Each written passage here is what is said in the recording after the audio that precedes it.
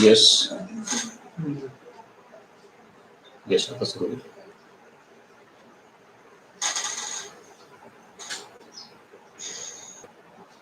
Good evening everyone. Yes, काही सेकंदात सुरू करतोय आपण. Yes, can hear me? आवाज येतोय माझा? काही वेळा पिक्चर पण येईल. Great great great. Good evening everyone. Yes, good evening. Good evening. Good evening. Good evening. Sound clear आहे? Great. Good. Krishnaji good evening. Kavitaji good evening. बिलकुलजी गुड इव्हनिंग. नमस्कार नमस्कार नमस्कार नमस्कार. ओहो, नमस्कार नमस्कार. Sandeshji good evening. Hi, good evening everyone. Hello. Yes, good evening. Thank you Krishna Patil. Audible आहे, थँक्स. येस, 2 मिनिटात, त्याला जर एकाच अर्ध्याच मिनिटात सुरू करूया. 4:30 झालेले, अजून काही लोक जॉईन करतायत. Yes, great great great. या, थँक्यू कविताजी, थँक्यू. मी छान आहे, व्यवस्थित आहे. तुम्ही कशा आहात? नमस्ते अप्रेजी, नमस्ते. खसरे सर नमस्कार. नमस्कार Deshmukhji. Evening, good evening. Good evening. Hi, hello. Prathamesh Devare नमस्कार. हॅलो, नमस्कार. नामदेवजी नमस्कार. फॅन्टास्टिक. येस, सुरू करूया. Yes, thank you. धन्यवाद. थँक्स.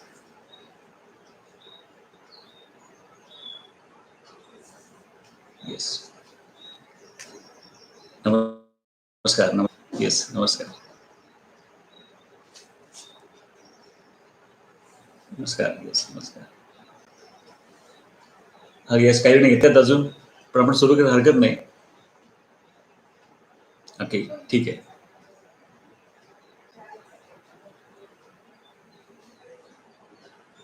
आवाज चांगला व्यवस्थित आहे. Yes, thank you thank you thank you thank you. Yes, सुरू करूया.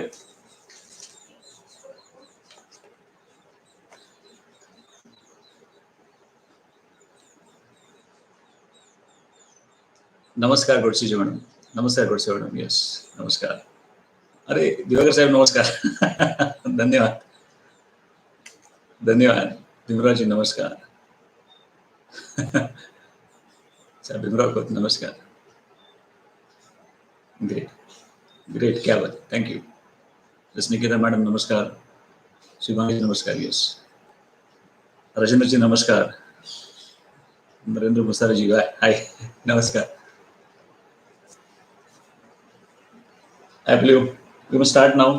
आपण सुरुवात करूया. नमस्कार नमस्कार नमस्कार. अशी जिंका सेकंड इनिंग. सकाळ, सह्याद्री सुरक्षा कवच आणि मनोज अंबिके चॅनल या दोन्ही मिळून आपण हा विषय घेतोय. या विषयाला सुरुवात करायच्या अगोदर मी मनपूर्वक धन्यवाद देईन सकाळ न्यूजपेपर, सकाळ, सह्याद्री सुरक्षा कवच, नगरकर मॅडम, ज्यांनी इनिशिएटिव्ह घेतला. त्यांना विषय म्हणला की हा विषय आपल्याला घ्यायचा आहे. येस, विजय कुलकर्णीजी नमस्कार. आणि हा विषय घ्यायचे कारण पण आहे. प्रत्येकाला वाटतं की माझी सेकंड काय, दोन्ही इनिंग चांगल्या जाव्यात. ये शिवाजी नमस्कार. गिरफड नमस्ते. प्रोग्राम सुरू व्हायच्या अगोदर, या विषयाला हात घालायच्या अगोदर मी काही नक्की सांगेन. काही जण युट्यूबला फार फॅमिलियर आहेत, त्यांना सोपं आहे युट्यूबशी वगैरे काम करणं. काही ना युट्यूब नवीन आहे. तर सुरुवातीला मी नक्की सांगेन की काही प्रश्न आले, काही सांगायचं म्हटलं तर बाजूला एक चार्ट नावाचा पाठ खाली येतो, तिथं से समथिंग खाली लिहिलं असेल. तिथं तुम्ही मराठीमध्ये, हिंदीमध्ये, इंग्रजीमध्ये तुम्ही लिहू शकाल. मला ते दिसतं, तुम्ही जे काही लिहितं ते मला दिसतंय. यस, वैद्य मॅडम नमस्कार. तर जे जिथे काही लिहिताय, टाईप करताय ते दिसतंय. खूप वेळा झूममध्ये किंवा समोर असताना कसं होतं की आपण समोर रिस्पॉन्स देतो. इथे तुम्ही तुमच्या घरातून बघताय, त्यामुळे तुम्हाला रिस्पॉन्स द्यायचा असेल, तुम्हाला चॅट करून, टाईप करून तुम्हाला रिस्पॉन्स देता येईल. ही नक्की सुविधा इथे उपलब्ध आहे. आजच्या क्रमात सुरुवात करताना ज्या विषयाला आपण हात घालतोय त्या विषयाला हात घालायच्या अगोदर मी नेहमी जर सांगतो तसं नक्की सांगेन, की जरी हा कार्यक्रम निःशुल्क म्हणून असला किंवा निःशुल्क म्हणून सांगितलं असलं, तरी मी सुरुवातीलाच माझी फी तुमच्याकडे घेणार आहे. आता प्रश्न येईल, की तुम्ही फी कशी मागताय? आता कार्यक्रम निःशुल्क आहे. माझी फी आहे माफी. माफीचा अर्थ काय? तर मी माफी का मागतोय? याचा अर्थ असा, की मी आज जे बोलतोय ते काही जणांना कदाचित लागू शकतं. खरं उद्देश तो नाहीये. पण एखादा शब्द, एखादं वाक्य लागू शकतं किंवा त्रास देऊन जाऊ शकतं. अ, यातल्या बऱ्याचशा गोष्टी तुम्हाला आवडतील, मॅच होतील. एखाद दुसरी गोष्ट अशी होईल की तुमच्याशी मॅच होत नाही किंवा तुम्हाला थोडीशी खटके येईल. तर म्हणून सुरुवातीलाच माफी मागितली. की हा उद्देश नाहीच आहे की कुणाला दुखवायचं आहे, कुणाला त्रास होईल असं बोलायचं आहे. पण उद्देश हाही आहे, की आपण जे समोर फॅक्ट्स आहेत त्या सगळ्या समोर घेऊया. आणि जसं मी नेहमी सांगतो, की हाच ट्रेनिंग प्रोग्राम, हेच व्याख्यान किंवा हाच प्रोग्राम, कुठलाही प्रोग्राम तुम्ही ऐकताना, हाच नाही कुठलाही प्रोग्राम ऐकताना, एका थिंकिंगचा वापर करा. ज्या थिंकिंगला आपण म्हणतो, की प्रामाणिक विचारसरणी किंवा एच थिंकिंग, ऑनेस्ट थिंकिंग. तर ऑनेस्ट थिंकिंग काय सांगते, की आपल्याकडे केव्हाही नवीन कुठली गोष्ट आली, की लगेच त्याला होय म्हणू नका, लगेच त्याला नाही म्हणू नका. लगेच त्याला होय म्हणू नका, लगेच त्याला नाही म्हणू नका. स्वतःला सांगा, की मला समजू दे. मला पूर्ण विषय समजू दे, पूर्ण विषय उमजू दे. नाही समजून घेईन, उमजून घेईन. मग शेवटी मी ठरवेन हे चांगलं होतं, कमी चांगलं होतं, माझ्या कामाचं होतं, कामात नंतर आपण ठरवू. पण एक नक्की सांगेन, की तुम्हाला काही प्रश्न येऊ शकतात. तर तुम्ही कागद पेन घेऊन जर बसला असाल, तर ते जास्त सोपं जाईल. काही मुद्दे असे असतील तुम्हाला लिहून ठेवायचे वाटतील. खूप वेळा असं होतं ना, की एक्झाम्पल्समध्ये, जोक्समध्ये, ह्युमरमध्ये अ, आपलं मुख्य पाठ तर बाहेर जात नाही ना, विसरला जात नाही ना, यासाठी काही नोट्स काढून ठेवल्या चांगल्या, की तुम्हाला जे मुख्य मुद्दे वाटतात. खरं तर मी काहीच मुद्दे आज सांगणार. तर या विषयावर बोलताना मला असं वाटलं, की जवळ-जवळ 21 मुद्दे मी आज सांगावे. पण इतका वेळ आपल्याकडे नाहीये. शाणपणे जो वेळ आपल्याला उपलब्ध आहे, त्यातले महत्त्वाचे काही मुद्दे मी सांगणार. आय एम शुअर मी नक्की सांगेन, की मी जे सांगणार आहे हे नक्की तुमच्या आयुष्यात उपयोगी पडेल.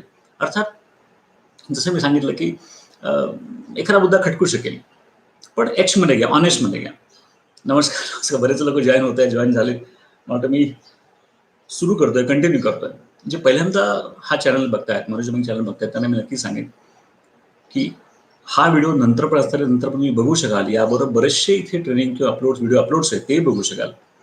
अजून ज्यांनी हा चॅनल सबस्क्राईब केला नसेल, तुम्ही नक्की सबस्क्राईब करू शकाल. एक सबस्क्रिप्शन बटन आहे. त्याचबरोबर तुम्हाला जे वाटतं ते कमेंटमध्ये नक्की लिहा, जेणेकरून ते माझ्यापर्यंत पोहोचेल. मी काही प्रश्न विचारणार आहे. मी नेहमी प्रोग्रामला विचारतो होतो, की मी काही प्रश्न विचारले, तर तुम्ही उत्तर द्याल का? आधी पहिली गोष्ट मी प्रश्न विचारू का? हां, नक्की प्रश्न विचारा. बरं मी तुम्हाला प्रश्न विचारले, तुम्ही उत्तर द्याल का? हां, उत्तर देऊ ना. तर हे जास्त महत्त्वाचं, की प्रश्न विचारला, उत्तरं तुम्ही द्याल का? उत्तर नक्की देऊ. आणि तिसरी महत्त्वाची गोष्ट, की या प्रश्नोत्तरापेक्षा त्या प्रश्नोत्तरून काय येणार आहे? आज काही प्रश्नांची मी उत्तरं इथं नक्की देईन. काही प्रश्न थोडेसे आपण इन्कम्प्लीट ठेवू. याचं कारण असेल, की ती उत्तरं आपल्याला रिअलाईज होणं पण आवश्यक आहे. मी आज अनेकांचे नमस्कार.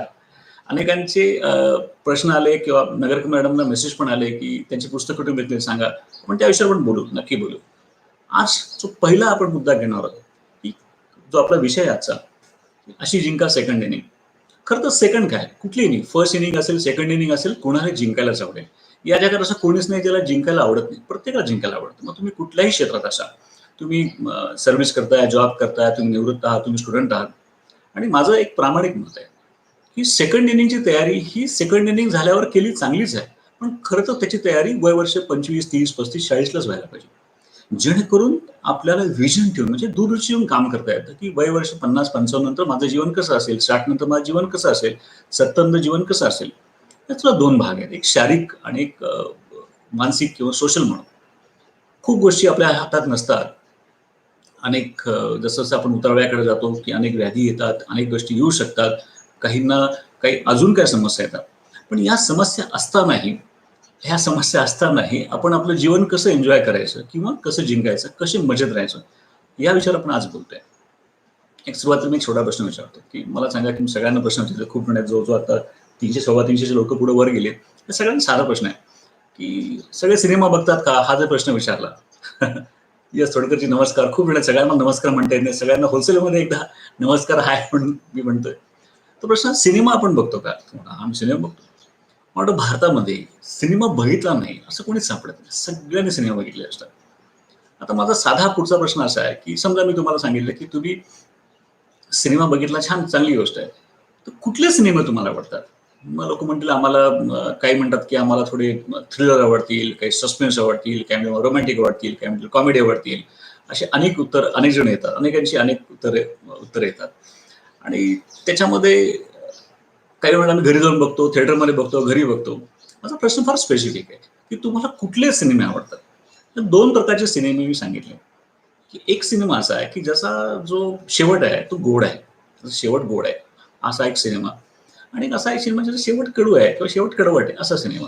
तर कुठला सिनेमा आपल्याला बघायला आवडेल? तर लोक म्हणतात कितीही मोठी फिल्म असू देत, काही असू देत, आपल्याला शेवट त्याचा गोड बघायला आवडतो किंवा बघायला आवडतं. मला वाटतं तुम्हाला समजते मला काय म्हणायचंय. तर हा मुद्दा आहे तो. आपल्याला प्रत्येक सिनेमाचा शेवट बघायला आवडतो. त्याचबरोबर मी अजून एक प्रश्न लोकांना विचारतो. एक सर्वे मी नेहमी करतो, नेहमी टर्निंग्समध्ये, प्रोग्राम्समध्ये जेव्हा हसबंड वाईफ असतात किंवा अशा प्रकारचे प्रोग्राम्स होतात, तेव्हा खास करून मी वयवर्ष 40, 45, 30, 35च्या लोकांना हा प्रश्न विचारतो. प्रश्न फार सिंपल असतो आणि अतिशय टू द पॉइंट. यंगस्टर तरुणांना मग प्रश्न विचारतो. आज आपल्याकडे बरेच ज्येष्ठ आहेत, तरुण आहेत, सगळ्या प्रकारचे इथं ऐकतायत. प्रश्न असा आहे की जेव्हा आपण आजूबाजूला बघतो, आणि हा प्रश्न नॉर्मली मी विचारतो तेव्हा सांगतो की हा प्रश्न मी तुम्हाला उद्देशून विचारत नाहीये.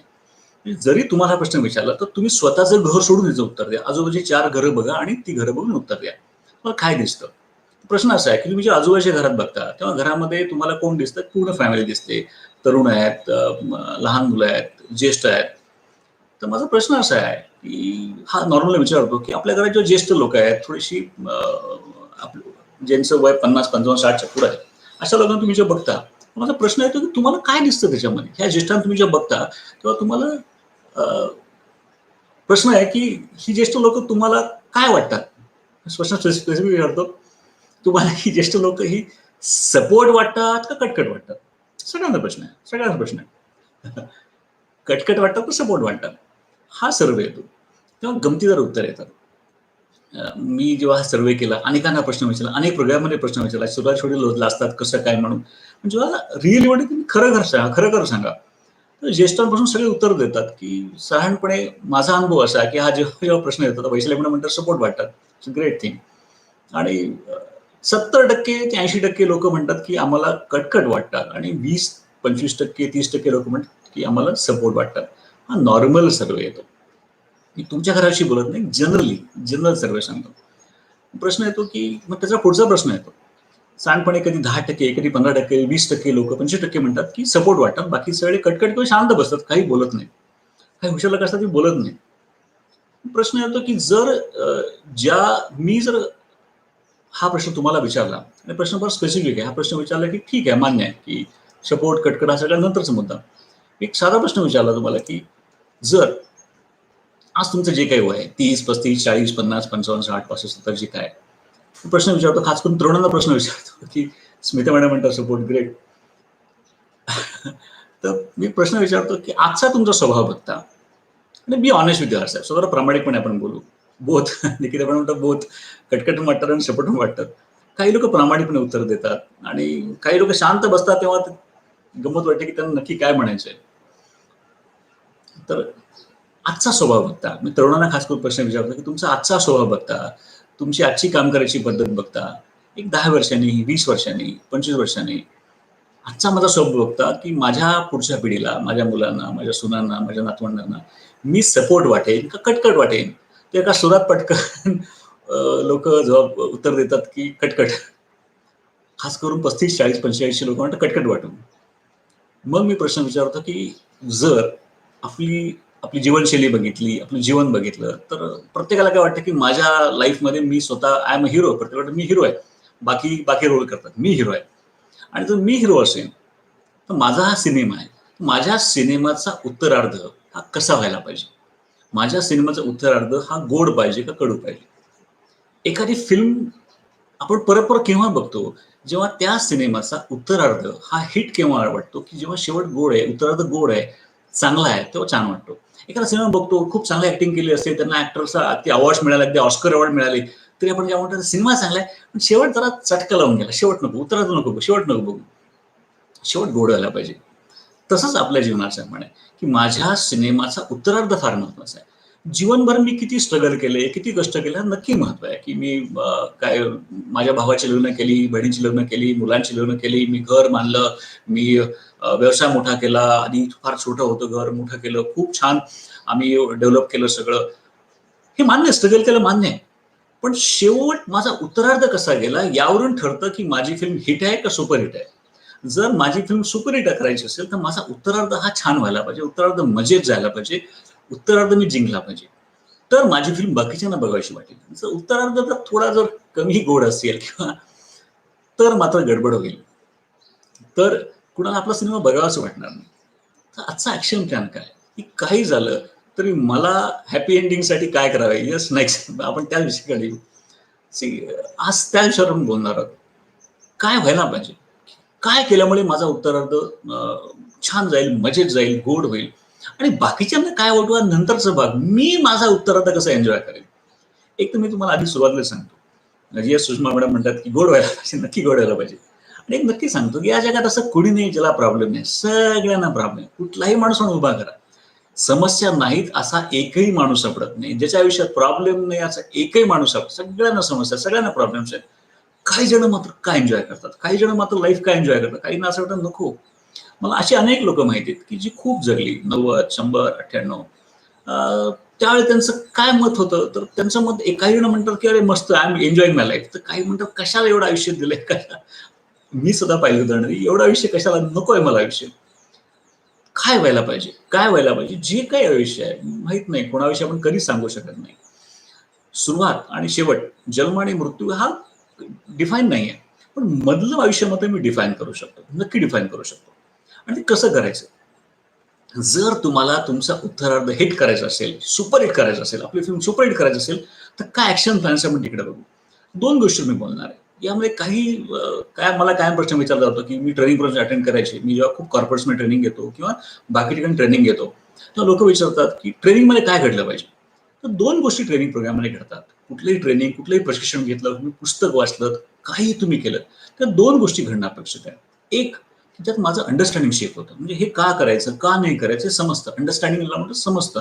हे का करू, कसं करू, कसं करू. आता तुम्ही आज जर खूप YouTubeवर आले असतील, नवीन आले असतील, त्यांना माहीत नसेल YouTube काय. तर आज मी अंडरस्टँड करतील, की अरे YouTube असं पण असतं का? ते चॅटिंग होतं का? लाईव्ह असतं का? इथं चॅनलला सबस्क्राईब करायचं. मला एखादा प्रश्न विचारला, तुमचा चॅनल मी सबस्क्राईब केला, तर मला पैसे पडतील का? नाही, त्याचे पैसे पडत नाही. तो फ्री आहे. हा चॅनल YouTube सगळ्या चॅनलला फ्री आहे. तुम्ही जसं आपण आपले WhatsApp आपण फ्री घेतो, तसंच Facebook फ्री आहे, तसंच YouTube पण फ्री आहे. तुम्ही चॅनल सबस्क्राईब करू शकता. आणि मी हे पण सांगतो, की बाजूला एक तो बेल आयकॉन असतो. तो जर पुश केला, तर असे प्रोग्राम्स तुम्हाला आपोआप तुमच्या मोबाईल दिसतील, नोटिफिकेशन येईल, की आज हा प्रोग्राम. आज अनेकांना नोटिफिकेशन आलं असेल, की मनोज आंबेके चॅनल लाईव्ह आहे, हा आला असेल. असे जेव्हा-जेव्हा नवीन प्रोग्राम्स येतील, तुम्हाला ऑटोमॅटिक रिमाइंडर्स मिळतील. ते बेल आयकॉन पुश करायची आधी सबस्क्रिप्शन दाबल्यानंतर. त्या नवीन गोष्टी अंडरस्टँडिंग शेप झाला. अच्छा असं होतं का? अच्छा असं होतं का? हे अंडरस्टँड झालं. की कुठलाही प्रोग्राम तुम्ही बघता, ऐकता, तेव्हा ते अंडरस्टँडिंग शेप होतं. नंबर 2, अंडरस्टँडिंग बरोबर ॲक्शन प्लॅन. ॲक्शन प्लॅन म्हणजे मी काय करायचं, काय करायचं नाही. मी खूप वेळा लोकांना विचारतो, की "Sagarji, I am sorry you can't understand Marathi. It is Marathi. Yes, it is Marathi since this channel is Marathi. Number 2, Sakal Marathi newspaper सकाळ मराठी न्यूजपेपरने ऑर्गनाइज किया. Sakal Marathi newspaper organise this programme. But this channel in Marathi. I try to मला फार is not really possible to speak English और any language. But yes, पण काही वेळा ऐका तुम्ही. I am sure you will understand Marathi also. It's a good chance, good opportunity to you to learn Marathi. And Marathi is a powerful, beautiful language, very simple. आणि तसंही मराठी आपण शुद्ध बोलतच नाही. अनेक इंग्रजी शब्द ऍड होतात. तर मी इंग्रजी शब्द म्हणलं, ऍड म्हणलं. I hope you will understand. Thank you sir. I am sorry. G S. Sagarji. Yes, thank you. Action plan काय, की आजपासून मी काय करायचं, काय करायचं नाही हे शेप होतं. म्हणजे मी करायचं करणार नाही, मी काय करायचं करणार नाही. 2 गोष्टी आपल्याला मिळाल्याच पाहिजेत. म्हणजे मी खूप ऐकले, प्रोग्राम्स ऐकले. मी लोकांना म्हणतो, की तुम्ही ट्रेनिंग प्रोग्राम अटेंड केले? हां, मी ट्रेनिंग प्रोग्राम अटेंड केले. वाह! छान. काय केलं ट्रेनिंग प्रोग्राममध्ये? मजा आली. काय सांगितलं? हे भरपूर काय सांगितलं. अरे भरपूर काय सांगितलं, काय सांगितलं? हे भरपूर काय सांगितलं. अरे पण नक्की काय सांगितलं? हे भरपूर सांगितलं. आता हे हो म्हणजे काय? नक्की माझा टेक होम काय? म्हणजे मी कॅरी काय केलं? ह्या 4 गोष्टी मी वापरणार. जेव्हा स्पेसिफिक आपल्याला कळलं पाहिजे, की या 4 गोष्टी, या 2 गोष्टी, या 3 गोष्टी मी माझ्या आयुष्यात वापरणार आहे. हा माझा टेक होम आहे. म्हणजे मी घरी घेऊन जाणार आहे. माझ्या रोजच्या वापरात कामाला येणार आहे. अदरवाईज मी तास, 2 तास, दिवसभर ऐकलो, फार मजा आली, हा फार इट्स गुड. एंटरटेनमेंट चांगली गोष्ट आहे, करमणूक चांगली गोष्ट आहे. मी कॅरी काय केलं, माझं टेक होम काय. आणि खूप वेळेला अशा प्रोग्राम्समध्ये तुम्हाला तुमचं टेक होम क्रिएट करायचा असतो, म्हणजे समजून घ्यायचा असतो की मला सागरजींचा प्रश्न आहे की प्लीज स्पीक इन इंग्लिश और Hindi, why only Marathi, everybody don't understand Marathi. Sagarji, with your request, I am planning to start Hindi channel also in coming something 15-20 or 1 month. I'm sure you will watch that channel also. Right now the program is belongs to the Marathi community, so I'm going to speak in Marathi. I'm sure if you listen me properly, heard me properly, if you listen me properly, within something 20-25 minutes you'll able to understand Marathi also very easily. Marathi is a beautiful language, and if you understand Hindi, you'll understand Marathi also, because Hindi and Marathi quite similar. So all the best, you understand. I hope you'll understand Hindi, Marathi. आखिर तक जरूर सुनना, आपको जरूर मराठी समझ में आएगी. अगर आप हिंदी समझ में आए जैसे आपने लिखा है, तो हिंदी भी समझ में आएगी, आपको मराठी भी समझ में आएगी. All the best. थँक्यू. तर आपण येस, आपण मराठीचं बोलणार आहोत. आणि मुद्दा असा आहे की मग जेव्हा तुम्ही टेक होम घेता, ऍक्शन प्लॅन घेता, तर माझ्या आयुष्यात मला जे पाहिजे ते क्रिएट पण करायचं आहे, अंडरस्टँड पण करायचं आहे, आणि ऍक्शन प्लॅन माझे आज ऍक्शन प्लॅन काय हा या आजच्या प्रोग्राममध्ये कमीत कमी 4 ऍक्शन प्लॅन तर मी तुम्हाला देणार आहे, जेणे तुमचं सेकंड इनिंग हिट होईल, सुपर हिट होईल. ऑफकोर्स मी असं कधीच म्हणणार नाही की आज मी जे बोलतोय ते केलं की तुमची फिल्म सुपरहिट झाली. हा एक प्रयत्न आहे, हा इनपुट आहे.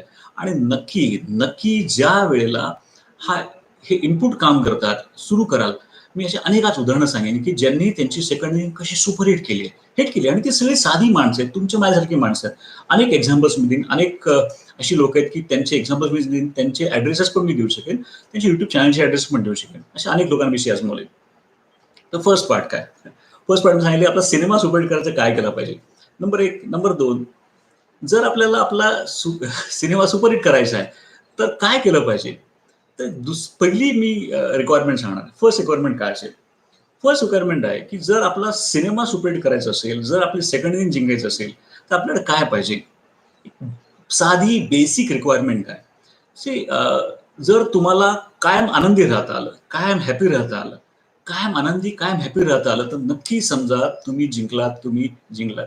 आता कुठल्याही गोष्टी, एखादी गोष्ट यश किंवा अपयश अवलंबून कशावर आहे. मी कायम लोकांना प्रश्न विचारतो की व्हॉट इज सक्सेस, यश म्हणजे काय. तर लोक म्हणतात की हे घर, ते घर, ती गाडी, बंगला. इट्स ओके, छान, नक्की ना.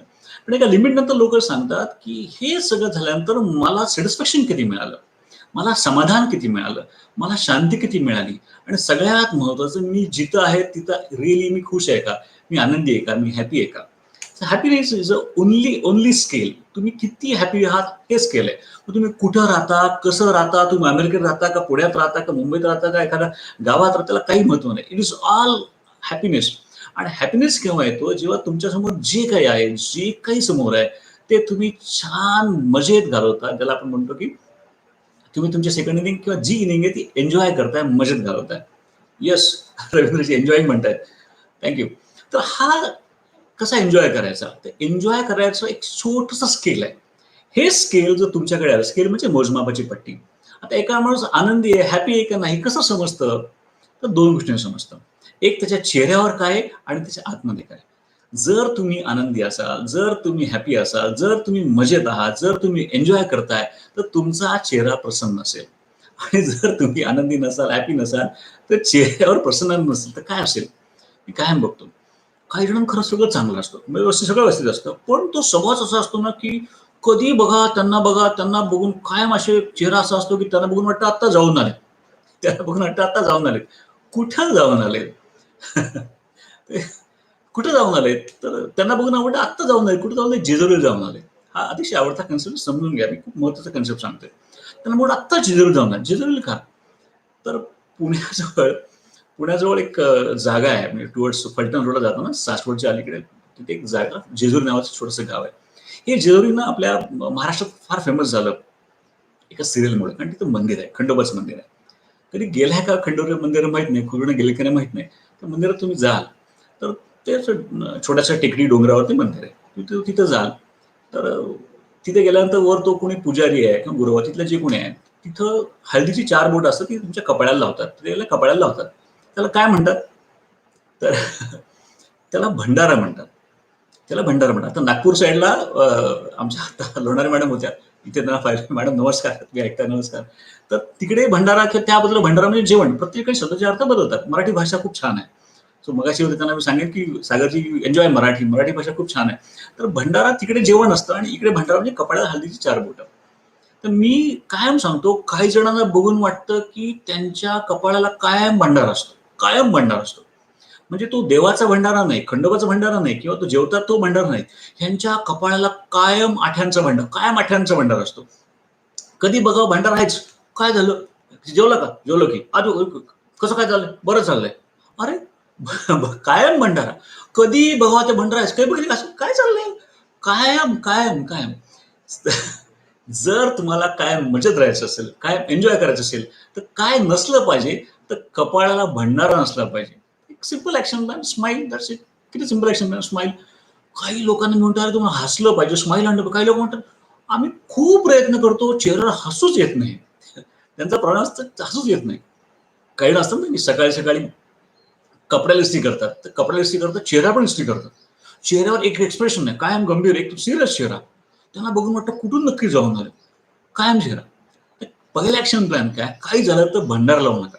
तो खंडोबाचा भंडारा लावा, त्याविषयी बोलत नाही. तुम्ही जेवायचा भंडारा घ्या, त्याविषयी, या दोन्हीविषयी बोलत नाही. मी बोलतोय आठ्यांच्या भंडाराविषयी. आणि भंडारा शब्द यासाठी वापरला की तुम्हाला लक्षात राहावं, तो लक्षात राहावं. अरे कोणाच्या 28 की लावलाय मी भंडारा.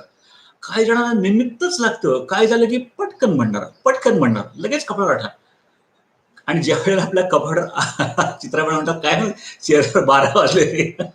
Thanks ma'am. येस, कायम 12 वाजलेले किंवा कायम कपाळावर भंडारा. प्रश्न येतो, खरंच अशी परिस्थिती असते का? खरंच समोर काही वाईट घडलेलं असतं का? खरंच एवढं काही सिरियस असतं का की आपण भंडारून बसावं? काही जणांना मी जेव्हा कंपन्यांमध्ये प्रोग्राम घेतो तेव्हा काही लोकांना बघतो, त्यांना बघून वाटतं की अख्ख्या कंपनीचं वजन याच्याच डोक्यावर आहे. अख्ख्या जगाचं डोकं याच डोक्यावर वजन आहे. काय मोठं हे झालं, आता काय होईल, आता काय होईल? अरे बसलेत एक्सपर्ट सॉल्व्ह करायला. आपण कशाला काळजी करायची? तिकडे अनेक जण आहेत एक्सपर्ट सॉल्व्ह करायला. काय झालं? आई बापरे! मी काय करू? मी काय करू?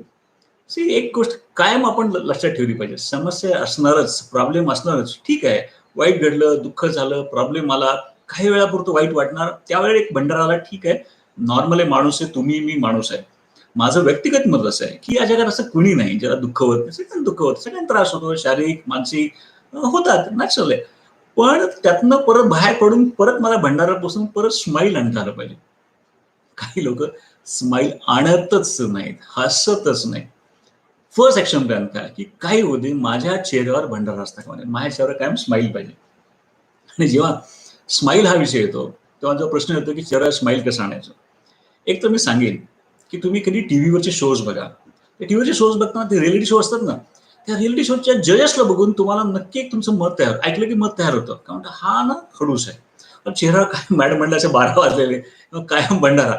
आणि काही जणांचे चेहरे बघून वाटतं, "अरे वाह! ह्याच्याशी बोललं पाहिजे, ह्याच्याशी बोललं पाहिजे." आता काय झालं, दोघांच्या चेहऱ्याला मेकअपनी सारखाच मेकअप केला होता. तिला ड्रेस डिझायनरने सारखेच ड्रेस दिले होते. दोघांचे टेबल चांगले होते. दोघांचा लाईट चांगला, सगळं चांगलं होतं. कदाचित जे हसत होते ते एवढे, कदाचित त्यांचे लुक्स एवढे चांगले नसतील. पण आपल्याला ती लोकं का आवडतात? कारण त्यांच्या चेहऱ्यावर कायम स्माईल असतं. प्रसन्नता आहे, प्रसन्न फिलिंग आहे, एक फिलिंग आहे, प्लेझंट फिलिंग आहे. आणि ही प्लेझंट फिलिंग येते कुठनं? ही कुठूनही बाहेर येत नाही. तुमच्या माझ्या आत असते. मग काय केल्यावर स्माईल येईल? पहिली गोष्ट, आपल्या फोनमध्ये एक रिमाइंडर लावून ठेवा. मी कायम हे सांगतो, फोनमध्ये रिमाइंडर रिमाइंडर काय लावून ठेवा, दर तासाने, दर 15 मिनिटांनी तो रिमाइंडर वाजला पाहिजे, अलार्म वाजला पाहिजे. आणि अलार्म वाजला की सरला विचारा, "अरे भंडारा आहे का स्माईल आहे?" भंडारा भंडारा म्हणजे मी खंडोबाचा भंडारा म्हणत नाही. मी आट्यांचा भंडारा म्हणतोय. पुसून टाका. नाहीतर मग काही ना भंडारा, "अरे असं कसं म्हणता?" तो खंडोबाचा भंडारा लावा. खरं खूप चांगली जागा आहे. जाऊन या. Very good. प्लीज. कालच मी एक प्रोग्राम घेतला, तर व्हायब्रेशनचं महत्त्व सांगितलं. तेव्हा तुम्ही मंदिरात जाता, अशा ठिकाणी जाता, एक सकारात्मक पॉझिटिव्ह व्हायब्रेशन्स आपल्याला मिळतात. ऑफकोर्स तिथं जाऊन पण काही लोकं त्रासलेले, वैतागलेले असतात. त्यांना तेही व्हायब्रेशन पिकअप करता येत नाही किंवा घेता येत नाही. तर हा भंडारा काढून टाका. कुठला भंडारा लावा, तुम्ही तो भंडारा लावा, पण आठ्यांचा भंडारा लावू नका. आणि मग प्रश्न येतो, की माझ्या आत स्माईल कसं यायचं? जर आतमध्ये स्माईल असेल, तर चेहऱ्यावर स्माईल येणार. आतमध्ये स्माईल नसेल, तर समोर स्माईल येणार नाही. तुमच्या आतमध्ये काय? एक उदाहरण मी नेहमी सांगतो, की तुम्ही कधी बसमध्ये बघा. काय होतं, की तुम्ही बसमधून चाललाय, एखादं लहान मूल समोर असतं. आपण त्याला ये, ये म्हणतो, आपल्याकडे येतच नाही. आणि कोणतरी समोर एखादा कोणी आजी किंवा अजून कोणी असतं, ते बाळ म्हणतं, "बाळा ये, बाळा." ते बाळ पटकन त्याच्याकडे जातं. आपण म्हणतो, "अरे आपण त्याला ये म्हणलं, माझ्याकडे आलं नाही, त्यांच्याकडे बाळ ते कसं गेलं?" कारण होतं असं, आपण म्हणतो बाळा हे आपल्या आतमध्ये काय असतं, अरे कसं बाळ आहे, त्याचं नाक बघ कसं होतंय. आता तर माझ्या मनात असे विचार असले, बाळाचं नाक कसं, असं कसं कशी करेल का, तर ते कसं माझ्याकडे येईल. Subconscious mind to subconscious mind, अंतर्मन टू अंतर्मन संवाद होतोच, कायम होतो. आपल्या अंतर्मनातून समोरच्या अंतर्मनाकडे कायम संवाद होतो आणि हा संवाद चालूच असतो. तुमच्या आतमध्ये एखादा निगेटिव्ह फिलिंग असेल तर समोरचं पकडतोच. आणि माणसं काय ॲनिमल्स पकडतात. तुम्ही कधी बघा, की ज्याला ज्याला कुत्रं आवडतं आणि ज्याला कुत्रं आवडत नाही अशा लोकांना भेटा. तर ज्याला कुत्रं आवडत नाही, तो कुत्र्याला बघताना भीती वाटते. तो कुत्रा लांबनच ओळखतोय घाबरलंय. तो लांबून घाबरलंय थोडं. तो लांबनं भाव करतो. आता होतं काय, की जो घाबरतो अजून घाबरतो. आणि तरी तो यू करत पुढे गेला तर कुत्रं जोरात अंगावर येतं. कारण त्याला माहिती हा घाबरला. हे लांबनं सेन्स करतात. हे subconscious mind to subconscious relation आहे. तसं तुम्ही मुलांकडे बघा, लोकांकडे बघा. जर तुमच्या आतमध्ये फिलिंग निगेटिव्ह असेल, तर ती बरोबर समोर कॅच केली जाते. आणि मग आपण म्हणतो, हा माझ्याशी असा का वागला, तो तसा का वागला, तो तसा का वागला. याचं कारण माझ्यामध्ये तर निगेटिव्हिटी नाही ना, माझ्या आतमध्ये तर काही नाही ना. इथं चेंज काय करा, आतमध्ये स्माईल घ्या. आणि तुम्ही आतमध्ये स्माईल घ्या. मी माझ्या गावचं उदाहरण देईन. आमच्याकडे पूर्वी तिथे बैल होते. तर माझी मुलं लहान होती. तर ते शेजारी एक होता, तो त्या एका बैलाला घाबरायचा. पण माझा मुलगा, माझा भाचा आहे, तो पटकन बैलाला पकडायचा. तर हे जीन पॅन्टमध्ये, टी शर्टमध्ये हे कसे बैल धरतायत? याचं कारण त्यांच्या आतमध्ये फिअर नाहीये. त्यांच्या आतमध्ये त्याच्याविषयी प्रेम आहे. ते जाऊन पटकन बैलाला धरायचे. कासर धरून त्यांना ते पाणी बाजूला घेऊन जायचे. तर काही लोकांना आश्चर्य वाटायचं, अरे ही शहरातून आलेली मुलं, त्याच्या आतमध्ये एक फिलिंग आहे, एक प्रेम आहे. तुमच्या आतमध्ये स्माईल ठेवता, ते समोर येतच. आणि दुसरी गोष्ट, मग काही लोक म्हणतात, आम्ही फार स्माईल ठेवतो, समोरचं हसतच नाही. काही लोक असे असतात, हसतच नाही. अशा लोकांचं काय करायचं? मी एक माझं छान एक्झाम्पल शेअर करेन आणि इफेक्टिव्ह आहे. हा ॲक्शन प्लॅन आहे. ॲक्शन प्लॅन काय आहे, की जेव्हा तुम्ही स्माईल द्यायला सुरुवात करता, त्यावेळेला समोरनं स्माईल येतच. येतच. खरा खूप विषय मोठा आहे. मी पटकन हा विषय संपवतो. आपल्याला पुढे पण बरेच मुद्दे घ्यायचे. एक छोटा एक्झाम्पल सांगतो, पण पुढच्या टॉपिककडे.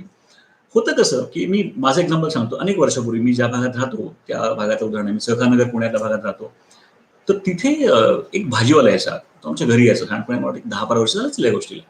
तर तेव्हा तो काय करायचा भाजीवाला, की त्यांनी, मी घरी होतो, एक बेल वाजली, तर बघितलं तर तो भाजीवाला समोर. त्याने माझ्यात एक पुडी दिली. त्याची स्कीम अशी होती, की त्यांनी या भागात सगळी पॅम्पलेट टाकली आणि सांगितलं मला घरपोच भाजी मिळेल. तर बरीच वर्ष झाली, 12-15 वर्ष झाली असतील. आणि सांगितलं की तुम्हाला घरपोच भाजी मिळेल, निवडून चिरून हवी तशी करून मिळेल. मग आमच्या घरच्यांनी पण सांगितलं की आम्हाला सोमवारी ही भाजी, मंगळवारी ही भाजी, बुधवारी ही भाजी सगळी लिस्ट करून दिली. हा काय करायचा, तर मार्केटला जायचा, तिथं सगळ्या तो भाज्या वगैरे घ्यायचा, त्या कटबीट करायचा, क्लीन करायचा, साफ करायचा, त्या प्लास्टिक बॅगमध्ये किंवा बॅगमध्ये भरायचा, नावाचं लेबल द्यायचा आणि ज्यांना जी भाजी हवी ती त्या घरात सोडायचा. ह्याचा उद्योग खूप काम वाढलं त्याचं. तर मला हे माहीत नव्हतं. रात्री काही 8:30-9 झाले असतील आणि बेल वाजली. मी दार उघडलं तर ते, तर कसं असतं शहरामध्ये, कसं असतं की 2 दरवाजे असतात. बाहेरचा दरवाजा ग्रिलचा असतो आणि आतला लाकडी दरवाजा असतो. मी आतला लाकडी दरवाजा उघडला. बाहेर ते असे ते 50-55-60 फूटचे गृहस्थ उभे. तर माहित नाही म्हटलं कोण आहे. तर त्यांनी भाजी ते आपल्या त्या ग्रिलमधनं तो भाजीचा पुडा समोर केला. तर मी हसलो समोर. कोण आहे? मी हसलो, स्माईल दिलं. ते म्हणे असं बघितलं, "हे का हसतायत?" पुढाला गेला. मग मी म्हटलं, "कोण आहे?" तर म्हणे, "ते असे भाजी करतात." म्हटलं, "अरे वाह! चांगली गोष्ट आहे." परत सेकंड डे रात्री संध्याकाळी 8:30-9ला बेल वाजली. मी दार उघडायला गेलो. तोच भाजीवाला समोर. मी त्यांनी भाजी पुढे केली. मी थोडं हसलो, स्माईल दिलं. त्यांना कळलं नाही हसू का नको, हसू का नको, हसू का नको. गेले. 2 दिवस, 3 दिवस, 4 दिवस मी जेव्हा दार उघडलं, मी हसायचो, भाजी घ्यायचो. नंतर काय व्हायला लागलं, मी हसलो की ते हसायचे. नंतर असं व्हायला लागलं, की त्यांची माझी ओळख नाही, मला त्यांचं नाव माहीत नाही. मला रस्त्यावर कुठं दिसले, तरी ते हात करायचे, मी हात करायचो. खरं मला नाव माहीत नाही, काहीच माहीत नाही. नंतर असं व्हायला लागलं, की बेल वाजली, मी दार उघडलं, की ते हसायचे. मी भाजी घ्यायचो आणि ते पण हसायचे. एकदा असं झालं, फार पूर्वीची गोष्ट आहे, की तेव्हा माझे वडील घरात होते. दार उघडलं तर मी आत सोफ्यावर बसलो, वडील भाजी आणायला पुढे गेले. तर त्या भाजीवाल्याने काय करावं? त्यांनी वडिलांच्या खांद्यावरून माझ्याकडे बघितलं. मला स्माईल दिली आणि भाजी वडिलांकडे दिली. मला स्माईल दिलं आणि भाजी वडिलांकडे दिली. असं होतं ज्यावेळेला तुम्ही स्माईल द्यायला सुरुवात करता, जेव्हा तुम्ही तुमच्याकडून इनपुट देता, फर्स्ट स्टेप तुम्ही घेता, तेव्हा तुमच्या आजूबाजूचं वातावरण बदलतं. आपण अनेक लिफ्टमध्ये भेटतात, रस्त्यावर भेटतात. मी खूप वेळा बघतो, की तुमच्या शहरातली आजूबाजूची लोकं असतात. इथे भेटलेले लोकं बघत पण नाहीत.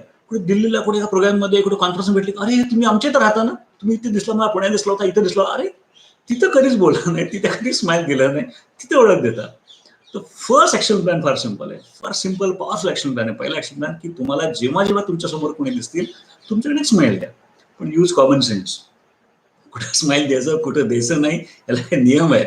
किती काहींना स्माईल आणि हसतं. अरे, अरे किती, एक छोटं स्माईल, एक छोटं स्माईल. कायम लक्षात ठेवा, काही झालं तरी माझ्या कपाळात भंडार लागता कामा नये. आणि सगळ्यात मोठी अचीव्हमेंट कुठली, की समोर किती स्ट्रेस आहे, किती तणाव आहे. तणाव असतोच, तणाव चांगला, थोडा तणाव चांगलाच असतो, तणाव आवश्यकच आहे. पण किती ताण आहे, तणाव आहे, अजून काही चाललंय, तरी तुमच्या चेहऱ्यावर सगळं तुमच्या आतली प्रसन्नता हलत नाही. आणि तुमच्या आतली प्रसन्नता हलत नसेल, तर याचा अर्थ तुम्ही या क्षणी जिंकलेला आहात. कोणत्याही परिस्थितीत तुमच्यातली प्रसन्न हलत नाही. बरं समजा हल्ली, माणूस याचं होतं, त्रास होतो, टेन्शन येतं, स्ट्रेस होतो. 1 दिवस, 2 दिवस, खूप मोठा असेल 4 दिवस, 2 तास, 2 मिनिटं, 5 मिनिटं, त्याची जी वेळ आहे ती झाल्यानंतर परत तुम्हाला स्माईल आणता पाहिजे, परत भंडारा पुसता आला पाहिजे. हा पहिला action plan, first action plan. मग आता प्रश्न येतो, की माझा स्माईल तुटलं किंवा माझं स्माईल जाणं, भंडार लागणं हे असं असेल, तर मी असं काय करावं? मी असं काय करावं जेणेकरून माझा भंडारा जाणार नाही? आणि हाच ॲक्शन प्लॅन आहे. हाच ॲक्शन प्लॅन आहे, की जर तुमच्या हे स्किल आहे, तुमच्या चेहऱ्यावर स्माईल आहे, स्माईल टिकलंय याचा अर्थ तुम्ही तुमची इनिंग जिंकताय. जर स्माईल जात आहे, मग इथे ॲक्शन प्लॅन पुढे येतो, की असं काय केल्यामुळे माझ्या चेहऱ्यावरचं स्माईल टिकेल? माझ्या आतलं स्माईल टिकेल, ते हलणार नाही. आणि यासाठी मी काय केलं पाहिजे? मी आज बरेच ॲक्शन प्लॅन देणार आहे, बरेच ॲक्शन प्लॅन देणार आहे. त्या ॲक्शन प्लॅनमध्ये मी काही पुस्तकांचे रेफरन्स पण देईन, जे खरं तर प्रत्येकाने वाचले पाहिजे. आणि यासाठी सगळ्यात महत्त्वाचं काय असेल, की पुलंचं एक छान वाक्य आहे. मला WhatsAppवर ते आलं होतं, की आपण कुठलाही कामधंदा करतो, कुठलाही व्यवसाय करतो, तर तो आपल्याला जगण्यासाठी आवश्यक आहे. पण तुम्ही जर एक छंद जोपासलात, पुलंचं वाक्य आहे, तुम्ही जर एखादा छंद जोपासलात, तर तुम्हाला तो का जगायचं? तो छंद शिकवेल, की तुम्ही का जगायचं? अतिशय महत्त्वपूर्ण वाक्य आहे. खूप वर्षापूर्वी मला एकाने ते गिफ्ट दिलं होतं, छान असं करून, की पु. ल. देशपांडे असं लिहून त्यांच्यामध्ये एक छान करून दिलं होतं, की कामधंदा करताय तो तुम्हाला जगवेल, पण तुम्ही ते एक छंद जोपासला, तर तो छंद तुम्हाला जगायला शिकवेल. अरे क्या बात है! लता पटेल म्हणतात, ठराविक लोकांना पाहिलं कीच 12 वाजतात. Yes ma'am. आता यासाठीच काय काही लोक हा त्यांना बघून 12 वाजतात मान्य आहे. पण याचा अर्थ काय होतो, की जर काही लोकांना बघून माझ्या मनात 12 वाजत असतील, तर ट्रीटमेंटची गरज कोणाला आहे? हा विचार करा. ह्याचा अर्थ माझ्यात इम्प्रूव्हमेंट केलं पाहिजे. असं काय आहे, की ज्याच्यामुळे त्या लोकांना बघून मला राग येतो? तर त्याच्यावर बोलू आपण. Thank you. तर मी आणि होतं काय, की अशा लोकांकडे आपलं का लक्ष जातं? कारण माझ्याकडे काही असा छंद आहे का? दुसरा टॉपिक तितकाच महत्त्वाचा. एक पुस्तक आपण प्रकाशित केलं. त्याचं नाव Ikigai. It's a beautiful book. इकिगाईचं एक जापनीज एक पुस्तक आहे. मी या पुस्तकाविषयी बोलेन. त्या पुस्तकातला महत्त्वाचा मुद्दा सांगेन. हा जर तुम्हाला तुमच्या आयुष्यात एक छंद असेल, जीवनाचा उद्देश केव्हा बनतो? माझ्याकडे काही छंद आहे, माझ्याकडे काही हॉबी आहे. आपण काम करतो, व्यवसाय करतो, निवृत्त होतो. पण त्याचबरोबर माझ्याकडे जगण्यासाठी काही उद्देश आहे का? आणि जर तसं असेल, तर तुमच्या जीवनाला खऱ्या अर्थी अर्थ प्राप्त होतो आणि तो व्हायलाच पाहिजे. आता त्या मुद्द्याकडे यायच्या आधी मी तिसरा येस, छंद असतोच. येस श्रीकांतजी, छंद असावाच आणि असलाच पाहिजे. आता दुसरी गोष्ट एक कायम कंप्लेंट येते, जी मला एक कंप्लेंट आली होती, की सगळं मान्य आहे, पण माझ्या घरामध्ये खास करून ज्येष्ठांचा येतो, की माझ्या घरामध्ये मला रिस्पेक्ट कसा मिळेल किंवा माझ्या घरात मला रिस्पेक्ट कसा मिळेल? का व्हायला पाहिजे? मी पेरेंटिंगमध्ये कायम हा प्रश्न सांगतो. मी छंद या विषयाकडे येतो, पण त्याच्यावर एक छोटासा पॉइंट क्लिअर करतो, जो ॲक्शन प्लॅन आहे. जो ॲक्शन प्लॅन आहे. प्रश्न असा येतो, की मला काय वाटतं, की मला सगळ्यांनी विचारावं, मला मी सेंटर ऑफ अट्रॅक्शन असावं, मला रिस्पेक्ट मिळावा, हे वाटणं स्वाभाविक आहे, आवश्यक आहे. या जगात प्रत्येकाला असं वाटतं, की सगळ्यांनी मला रिस्पेक्ट द्यावा, सगळ्यांनी माझ्याकडे बघावं. अंकित आपण म्हणतात, की समोरचा स्माईल देईल का, स्माईल देईल का, यातच वेळ निघून जातो. याला परत मी पहिल्या मुद्द्यावर येतो. याला सोपा उपाय काय, की तुम्ही सुरुवात करा. काही जण घरात येतात ना, तर त्यांचे घरात येतात तेच भंडावून येतात. मी कायम लोकांना सांगतो, की ज्यापासून काम करणाऱ्या लोकांना सांगतो, की तुम्ही घरी आलात. घरी बेल वाजवली. तर तुमच्या पत्नीचा, तुमच्या बायकोचा, तुमच्या घरच्यांचा कुठला चेहरा बघायला तुम्हाला आवडेल?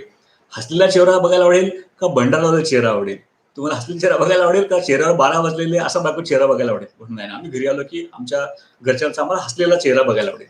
मग जर मला माझ्या घरच्यांचा हसलेला चेहरा बघायला आवडेल, तर प्रश्न येतो, माझ्या घरच्यांना माझा चेहरा कसा बघायला आवडेल? चिडलेला, वैतागलेला, सगळ्या जगाचं ओझं माझ्या डोक्यावर असं बघायला आवडेल का स्माईल आहे, भंडारा नाही असा चेहरा बघायला आवडेल. तर घरी आल्यानंतर पहिलं काम काय करा, की पूर्ण एनर्जीने या, पूर्ण एनर्जीने या. ज्या बेल वाजला तेव्हा एनर्जी आल्याला छान स्माईल द्या. जेवण छान स्माईल द्या. काही वेळेला समोर स्माईल येणार नाही. काही हरकत नाही. त्यांचा मूड नाही, तो त्यांचा प्रॉब्लेम आहे. त्यांनी स्माईल द्यायचं नाही, त्यांचा प्रॉब्लेम. मी माझ्याकडनं स्माईल दिलं. आपल्या घरच्यांना, आपल्या जवळच्यांना, आपल्या बिल्डिंगमधल्या लोकांना गुड मॉर्निंग म्हणा, नमस्कार म्हणा, राम-राम म्हणा, एक छोटा शब्द. आणि मी नेहमी सांगतो, लोक गुड मॉर्निंग म्हणतात, राम राम म्हणतात, तर कसं म्हणतात?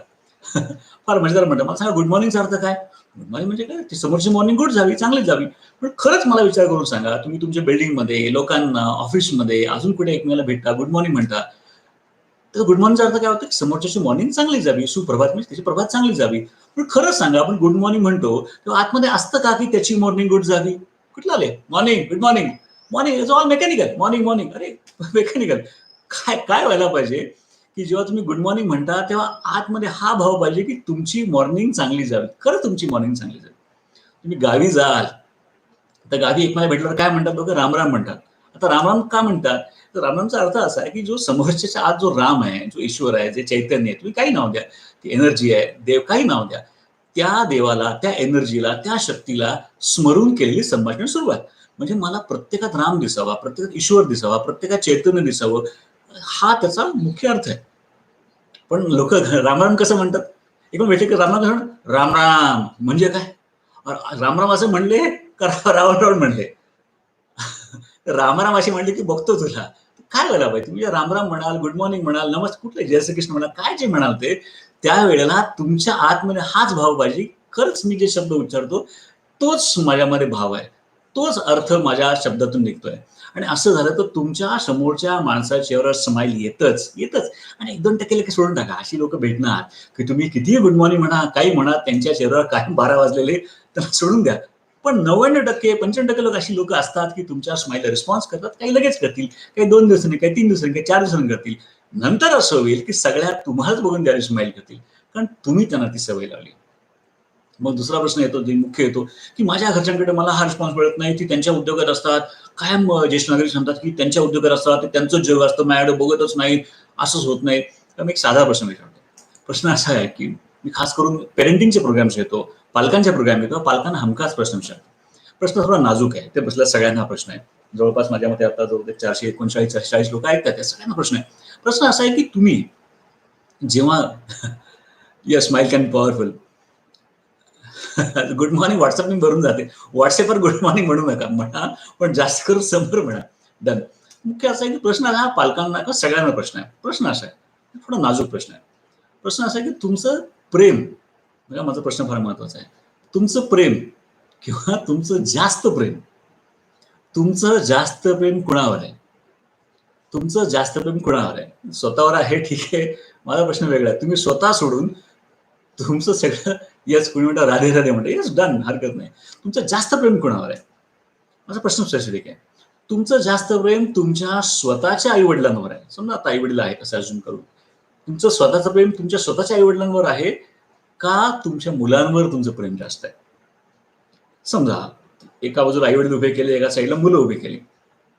एक काहीतरी चूज करायचे. एक ऑप्शन आहे. एक तर आई-वडील किंवा मुलं. तर माझं दोघांवर प्रेम आहे मान्य. ज्या मुलांवर म्हणतात मुलांवर आलं. Yes madam.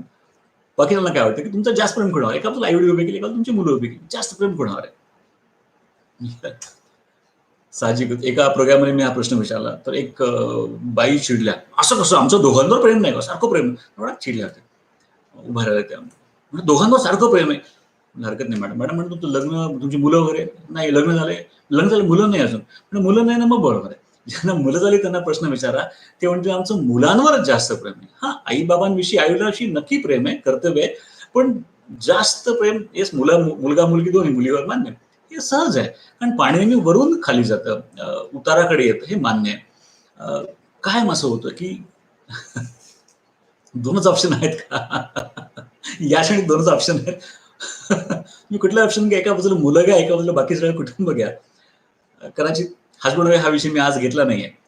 पण बाकी विषयी कर्तव्य असतं, प्रेम असतं. हां, नातवांवर येस, शी इज राइट. मान्य. नातवांवर, मुलं पुढच्या पिढीवर म्हणा. म्हणजे पाणी नेहमी खाली येतं. मुलं आहेत, नातवंड आहेत. मान्य. यशस्वी मॅडम म्हणतात बरोबर आहे, की येस अगदी मान्य आहे. हां, आई-वडिलांमुळे आपण आहोत. नक्की. नक्की आई-वडिलांमुळे आपण आहोत.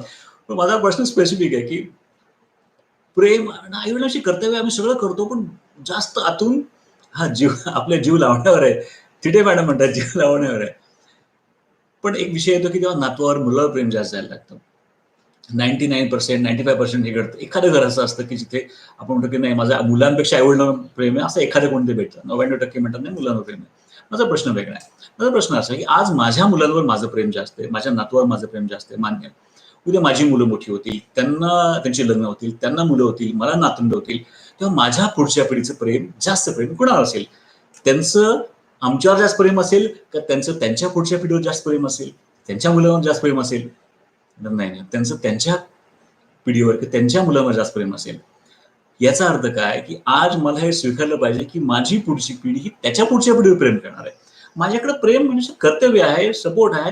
जास्त प्रेम, जास्त वेळा, जास्त इन्क्लिनेशन पुढच्या पिढीकडे असतंच. हा नियम आहे, हा लॉ आहे. We must accept this. ही फॅक्ट आहे, आयुष्याची फॅक्ट आहे. एक्सेप्ट करणार. जसं मला पूर्वी सगळे सेंटर पॅट्सन सारखं माझ्याकडे यायचं, माझ्याच भोवती फिरायचे. हा जो पूर्वीचा जो माझ्या कामाचं स्वरूप होतं, मी ऑफिसमध्ये काम करायचो, मी ऑफिसमध्ये काम करतो, सगळे माझं ऐकतात, मला रिस्पेक्ट मिळतो, मीटिंग्स पण मी जायचो किंवा जातो, तिथे डिस्कशनमध्ये मी असतो. एक वेळ अशी येते की जेव्हा आपण उत्तरार्धाकडे जातो, त्यावेळेला फोकस हा पुढच्या पिढीकडे जातो. आणि फॅक्ट आहे, ही आयुष्याची फॅक्ट आहे. खूप वेळेला जी लोक अधिकारात निवृत्त होतात, अचानक निवृत्त होतात, त्यादिवशी एकदम जीवन बदलतं, की कालपर्यंत बॉस म्हणून राहिलेले अनेक लोक हाताखाली सपोर्ट करणारे, प्रचंड इन्फॉर्मेशन, लोक कौतुक करतात आणि एकदम लाईफ वेगळं होतं. तेव्हा जाणवतं की अरे, ही बाकी लोक माझ्यावर कनेक्टेड नाहीये, ती त्यांच्या लाईफमध्ये इन्व्हॉल्व आहेत. ती असणारच, ती असणार. ह्याचं कारण असं की तो नियम आहे. आणि मग त्यावेळेला मी काय केलं पाहिजे?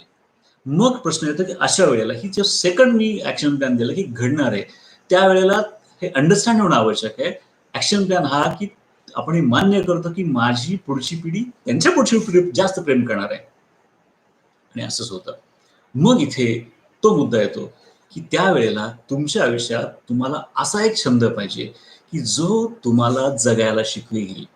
जर तुम्हाला तुमचा उत्तरार्ध मजेत घालवायचा असेल, सगळे मजेत घालवायचं असेल, तर एक तरी असा छंद पाहिजे, तो तुम्हाला बिझी ठेवेल, तो तुम्हाला उद्योगाला लावेल. आणि असं घडलं तरच होईल. येस. तर त्यामुळे म्हणतात आपण जसं आपल्या मुलावर प्रेम करतो, तसं ते पुढे साहजिक आहे. ह्याचा अर्थ ते तुमचा राग-राग करत नाहीत.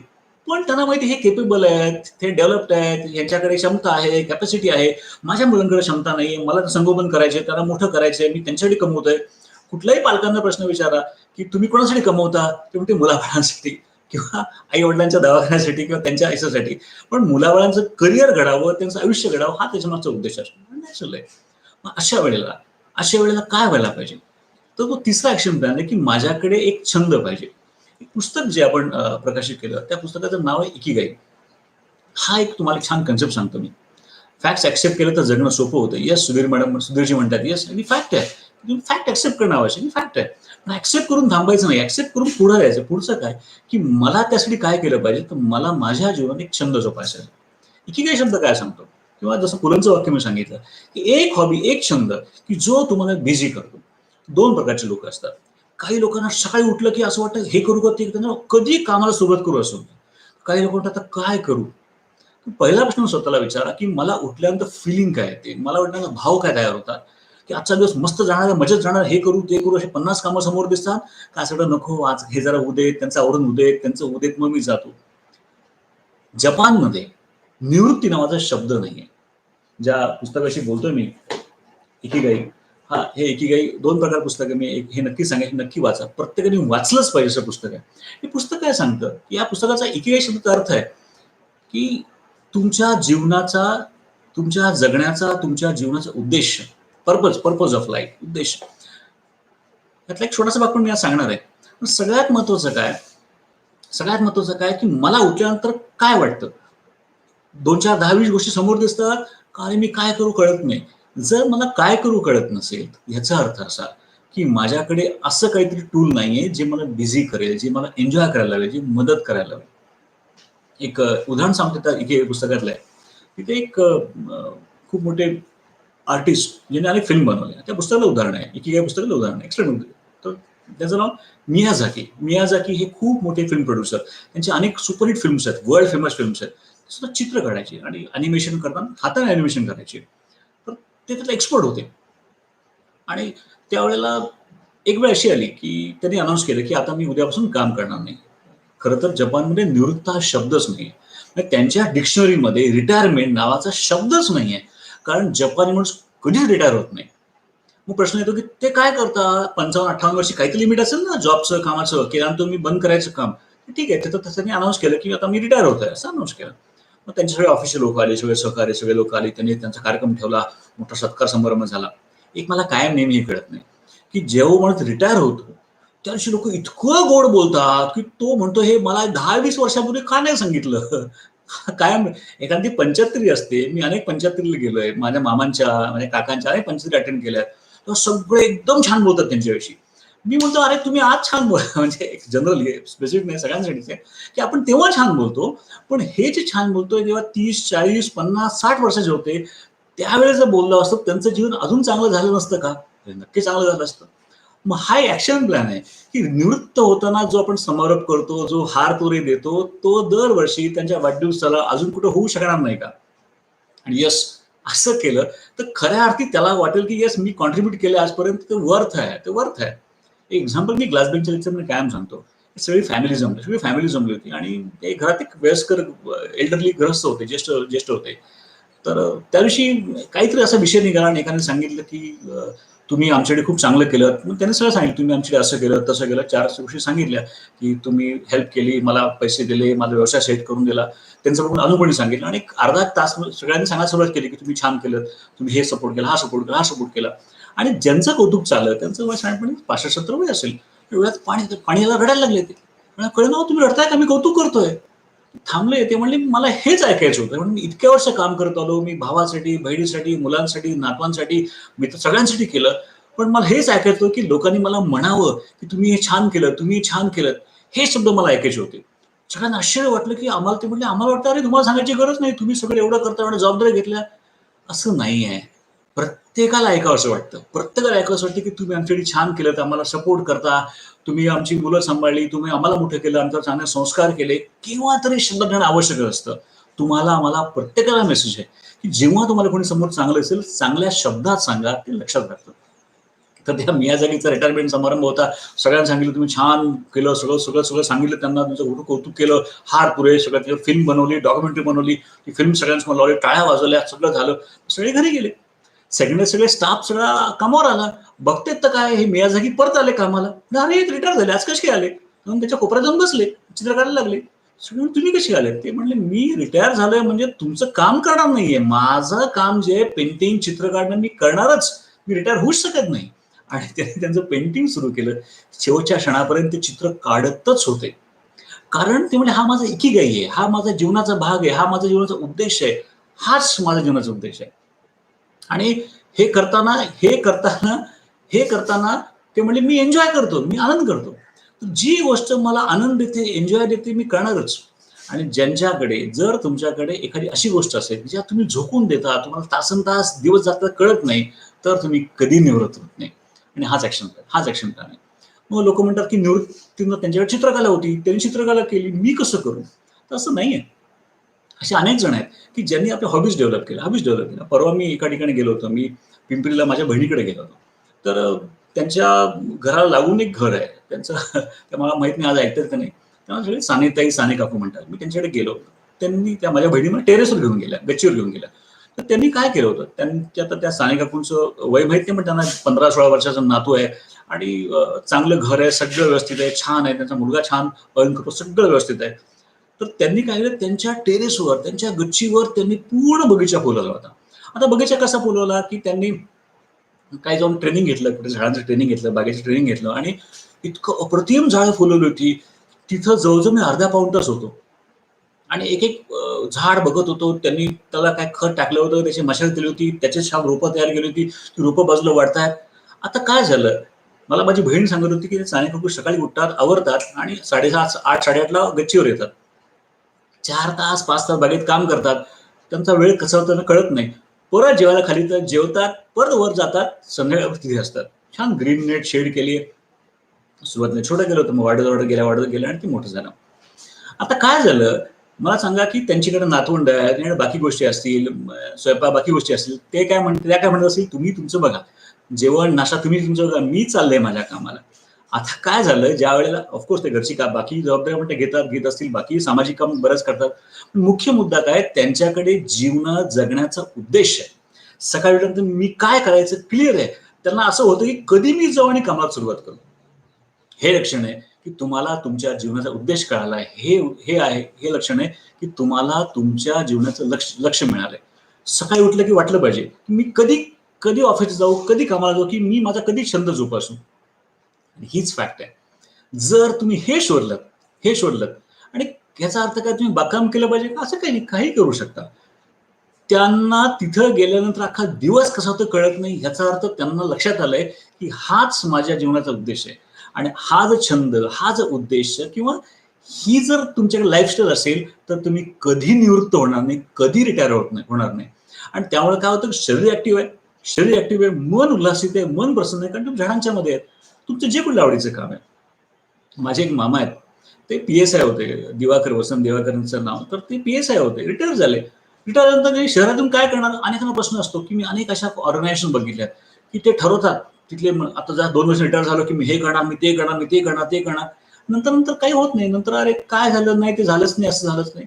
या माणसाने काय केलं की शहरात राहिलेले फिरले, गावाकडे नसतील फिरलेले, ते त्यांच्या गावी गेले, खेडेगावात गेले आणि तिथं पडीक जमीन होती, वडिलोपार्जित पडीक जमीन होती. ती जमीन करायला सुरुवात केली. बघता बघता त्या पडीक जमिनीत पाणी, विहीर सगळ्यात बोर केलं. सुंदर जमीन झाली. आता तिथं अनेक पिकं आहेत. मी पहिल्यांदा त्याच्याकडे ऐकलं की आलं पिकवतायत, काय बाकी वेगळे पिकं घेत आहेत. कढीपत्ता लावून तो छान केला.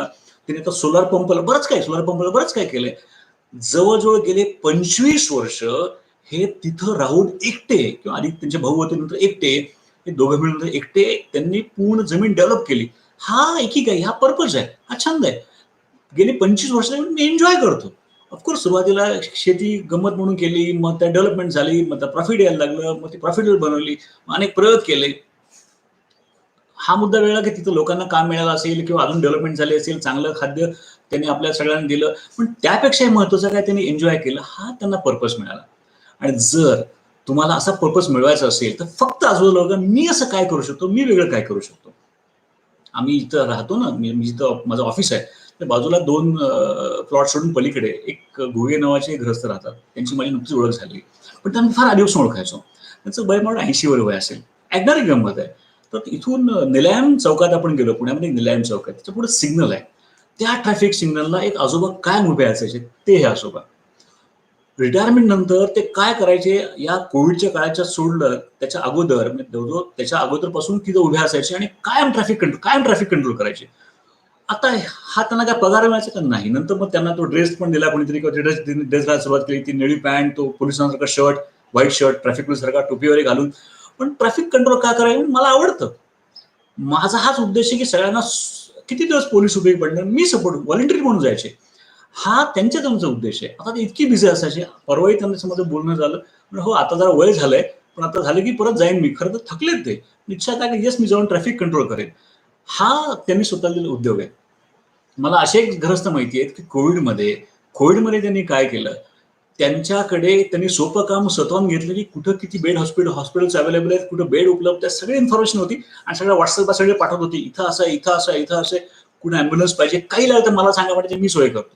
घरात बसून फक्त मोबाईलच्या सहाय्याने त्यांनी प्रचंड इन्फॉर्मेशन दिली त्यांच्या पूर्ण एरियामध्ये. अशी एक मला ग्रस्त माहिती आहे की त्यांच्या बिल्डिंगचा पूर्ण मेंटेनन्स ते बघतात, सगळं ते बघतात. कारण आजूबाजू सगळ्या त्यांच्या काही बऱ्याच बिल्डिंग आहेत, त्या आहेत त्या 7-8 बिल्डिंगचा मिळून तो ग्रुप आहे, सगळा बिल्डिंगचा एक सोसायटी आहे. सगळा मेंटेनन्स त्यांच्याकडे. ते सांगतात की काही काम निघालं मला सांगा, I am responsible.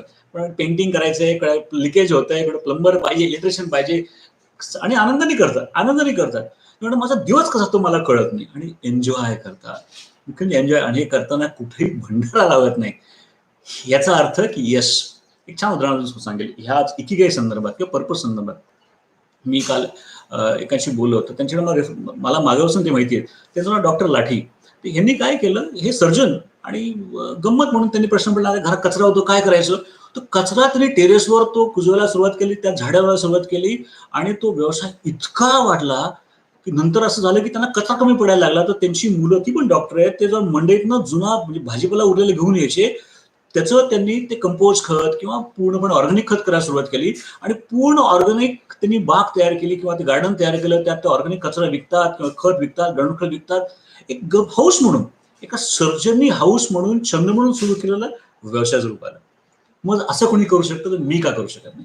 What is action plan? Action plan फार सिम्पल आहे. ऍक्शन प्लॅन एवढाच आहे की पहिला प्रश्न विचारा, माझा छंद काय? माझी एक मावशी आहे, तिने 18 गीतेचे अध्याय पाठ केले आहे. या काय हरकत आहे? कुणी दुसरी एक मावशी ती बोन्साय करते, आमच्या नीला मावशी बोन्साय करते. तर हा एक छंद आहे. तुम्ही जेव्हा छंद लावून घेता त्यावेळेला तुम्हाला वेळ कसा होतो कळत नाही. एक उदाहरण मी कायम सांगतो. माझ्या युट्यूबच्या एका प्रोग्राममध्ये पण मी सांगितलंय. तुम्ही सिनेमा बघायला जाता. सिनेमा जेव्हा बघता तर एक सिनेमा बोर असतो तर असं वाटतं कधी निघून जावं. आणि एक सिनेमाचा फास्ट स्क्रीन प्ले असतो, 3 तास कुठे गेले कळत नाही. असं होतं याचा अर्थ असा की येस, मी माझ्या कामात गुंतलोय, मला माझा एकीगाय सापडलाय किंवा जीवनाचा उद्देश सापडलाय. मग तिसरा जो ऍक्शन प्लॅन मी दिला, तो महत्वाचा ऍक्शन प्लॅन दिला की आजपासून फक्त तुम्ही एकच काम करा की एक छंद डेव्हलप करा आणि तो एन्जॉय करा.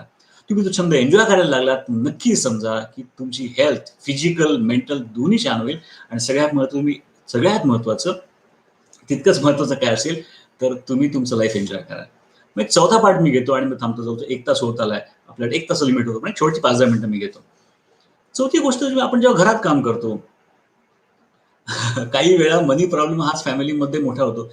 असतोच. एक मी कायम सांगतो, या जगात ना सगळ्यांना मनी प्रॉब्लेम आहेच. ज्याला ₹1,00,000 पाहिजेत ना, किंवा ज्याकडे 90,000 आहे त्याकडे 10,000 कमी असतात. ज्याला 10,000 पाहिजेत त्याकडे 9,000 असतात, 1,000 काहीतरी कमी असतात. हे असणारच. तीच तर मजा आहे की ते करताना सुद्धा तुम्ही हॅपी राहून, आनंदी राहून तुम्ही तो फेस करता. खैर, तुम्ही पुढचा मुद्दा सांगतो, तितकाच महत्त्वाचा तो रिलेशनशिपवर एक जो प्रश्न आला होता. मला नगरकर मॅडमने सांगितलं की हा विषय नक्की घ्या, की घरामध्ये पेरेंट्स एकटे आहेत किंवा मुलं त्यांच्या कामात आहेत, तेव्हा काय करायचं? माझ्याकडे खूप इन्फॉर्मेशन आहे, खूप नॉलेज आहे, मी कसं नॉलेज देऊ? सगळ्यांना सगळं मला खूप माहिती आहे, सगळ्यांना वाटतं मला विचारावं. हा अनेक ज्येष्ठांचा प्रश्न येतो. ह्याचा मी ॲक्शन प्लॅन देतो आणि मग हा शेवटचा मुद्दा घेऊन आपण थांबू. शेवटचा मुद्दा तितकाच महत्त्वाचा आहे. एकदम शेवटी रिवाईज पण करेन मी काय सांगितलं, ॲक्शन प्लॅन रिवाईज करेन. तर एक काय नसतं, एक पुस्तक मी लिहिलं. हे पुस्तक नक्की तुम्ही बघायचं. पुस्तकाचं नाव इमोशनल हायजॅक. इमोशनल हायजॅक पुस्तक काय सांगतं, की अनेक वेळा भावनिकदृष्ट्या आपण हायजॅक होतो. खरं तर काय व्हायला पाहिजे, आपण भावनिकदृष्ट्या प्रगल्भ व्हायला पाहिजे, म्हणजे इमोशनली मॅच्युअर्ड व्हायला पाहिजे. इमोशनल मॅच्युअर्ड का होत नाही? कारण लहान-लहान प्रसंगात आपण हायजॅक होतो. हायजॅक का होतो? की मला वाटतं त्यांनी माझं ऐकावं, त्यांनी माझ्या मनासारखं करावं, हा इश्यू असतात. किंवा खूप जण असतात की त्यांची मुलं त्यांच्या कामात बिझी आहेत. आता अनेक जण सॉफ्टवेअरमध्ये असतात. जरी घरी असले कोव्हिडमुळे किंवा लॉकडाऊनमुळे, तरी त्यांच्या कामात एवढी बिझी असतात की त्यांना बघायला वेळ मिळत नाही किंवा माझ्याकडनं इन्फॉर्मेशन घेतली जात नाही, मला रिस्पेक्ट, हा विषय येतो. नियम काय सांगतो? नियम सांगतो की माझ्याकडे खूप इन्फॉर्मेशन, माझ्याकडे खूप नॉलेज आहे. पण जोपर्यंत डिमांड नाही, तोपर्यंत कधीही सप्लाय करू नका. नियम कायम लक्षात ठेवा. जोपर्यंत डिमांड नाही, सप्लाय करू नका. मी अनेक शेतकऱ्यांना बघितलंय. त्यांच्याकडे टोमॅटो पिकतात. आता मी सांगली साईडला गेलो तर तिकडे टोमॅटो पिकतात किंवा काही ठिकाणी बटाटे असतात, वेगळे पिकं असतात. तर होतं काय? पेरेंटिंगवर एखादी बुक सांगत नक्की सांगतो मी. तर होतं काय, की जर त्याला भाव नसेल, डिमांड नसेल, तर ते सप्लायच करत नाहीत. कारण त्या शेतातून काढायचा खर्चच एवढा असतो. खूप म्हणतात त्यांनी शेतात का ते नांगर का फिरवा शेतातनं? ते शेतकऱ्यांनी असं का केलं? अरे बाबा, तो शेतातून पीक काढायला जेवढा तो बाहेर काढायला जेवढा खर्च आहे, तोही खर्च त्यांना जास्त लॉसमध्ये घेऊन जाईल. त्यापेक्षा न काढलेलं चांगलं, म्हणून तिथून ते त्याची नांगरट करतात. याचं कारण डिमांड नाही. मग काही जण काय करतात, ते टोमॅटो आहेत किंवा कांदे आहेत किंवा विशिष्ट पद्धतीने त्याला ते स्टोअर करतात आणि जेव्हा मार्केटला भाव येतो तेव्हा ते विकतात. म्हणजे तो हुशार शेतकरी काय करतो, तो कांदे रचतो, एका विशिष्ट ठेवतो आणि मग जेव्हा भाव येतो तेव्हा तो विकतो. अर्थात त्याच्यामुळे अनेक अडचणी आहेत, अनेक प्रॉब्लेम्स, तो मुद्दा वेगळा.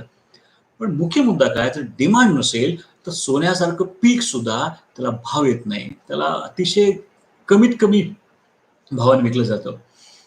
दररोज एखादे चांगले येस, मी तेही बोलतो. येस, काही प्रश्न आपण नक्की शेवटी प्रश्न घेऊ. मला काही जण प्रश्न लिहून देतील, की काही प्रश्न आलेत ते. जोपर्यंत डिमांड आहे, तोपर्यंत सप्लाय करू नका. मला सल्ला द्यायचा आहे, पण खरंच समोरच्याला रिक्वायरमेंट आहे का? नियम काय करा, की जोपर्यंत समोरचा विचारत नाही, आपण सल्ला द्यायचा नाही. का सल्ला द्यायचा? रिस्पेक्ट कसा आला, डिमांड आहे पण सप्लाय करू नका. खूप वेळा आपल्याला वाटतं मदत करायला जाऊ, त्याला मदत होईल, त्याला मदत होईल. मी काय सांगेन, की समोरचा तुम्हाला काही जण हुशार असतात. फक्त विषय काढून बसतात आणि एक्सपेक्ट करतात त्यांनी आपल्याला सल्ला द्यावा. आपण त्याचं चांगलं व्हावं म्हणून सल्ला द्यायला सांगतो. पण सल्ला द्यायला जातो. पण खरंच त्याला सल्ला पाहिजे का? घरात काम करताना एक नियम काय लक्षात ठेवा, की कधीही स्वतःहून स्पेस देऊ नका, समोरची स्पेस घेऊ नका. म्हणजे काय? आता कुणी घरात, तुमचा मुलगा आहे, माझा मुलगा आहे, माझा नातू आहे, जो कोणी आहे, तो काम करतोय. दिसतोय तो चुकतोय. आपण वाटतं सांगा, अरे चुकतो. तर पहिला प्रश्न विचारा, की त्यांनी मला विचारलंय का? त्यांनी हेल्प मागितली का? त्यांनी हेल्प मागितली, आय विल हेल्प हिम. तुम्ही फक्त बघा, फक्त बघत राहायचं. तो मागतोय का? नाही मागितलं, मी विनाकारण हेल्प देणार नाही. लेट हिम आस्क, त्याला विचारू दे. जेव्हा तो विचारेल, तर तुम्ही म्हणा की तू हेल्प आहे, सांग, मी हेल्प करू शकतो. पण आपण स्वतःहून हेल्प करायला गेलो की आपण आपली किंमत कमी करून घेत नाही ना. का कमी करून घ्यायची? अजिबात नाही. लेट हिम आस्क, त्याला विचारू दे. तो जेव्हा मदत मागेल तेव्हाच मदत करायची. आणि असं कराल तर तुम्हाला जाणवेल की उलट आपला रिस्पेक्ट वाढतो. मग समोरचं म्हणतं मला मदत कर, हां करूया. मग आधी असं कर, मग असं कर, मग असं कर. कारण नसतं झालं तर गडबड होईल. एका बिल्डिंगमध्ये एक गृहस्थ होते. त्यांच्याकडे भरपूर इन्फॉर्मेशन. सगळ्यांना सांगायचे, तू असं कर, तू तसं कर, तसं कर. सगळ्यांना इन्फॉर्मेशन द्यायचे. तर लोकं वैतागायची. ते एक सीनियर होते. ते एक हुशार सीनियर व्यक्ती.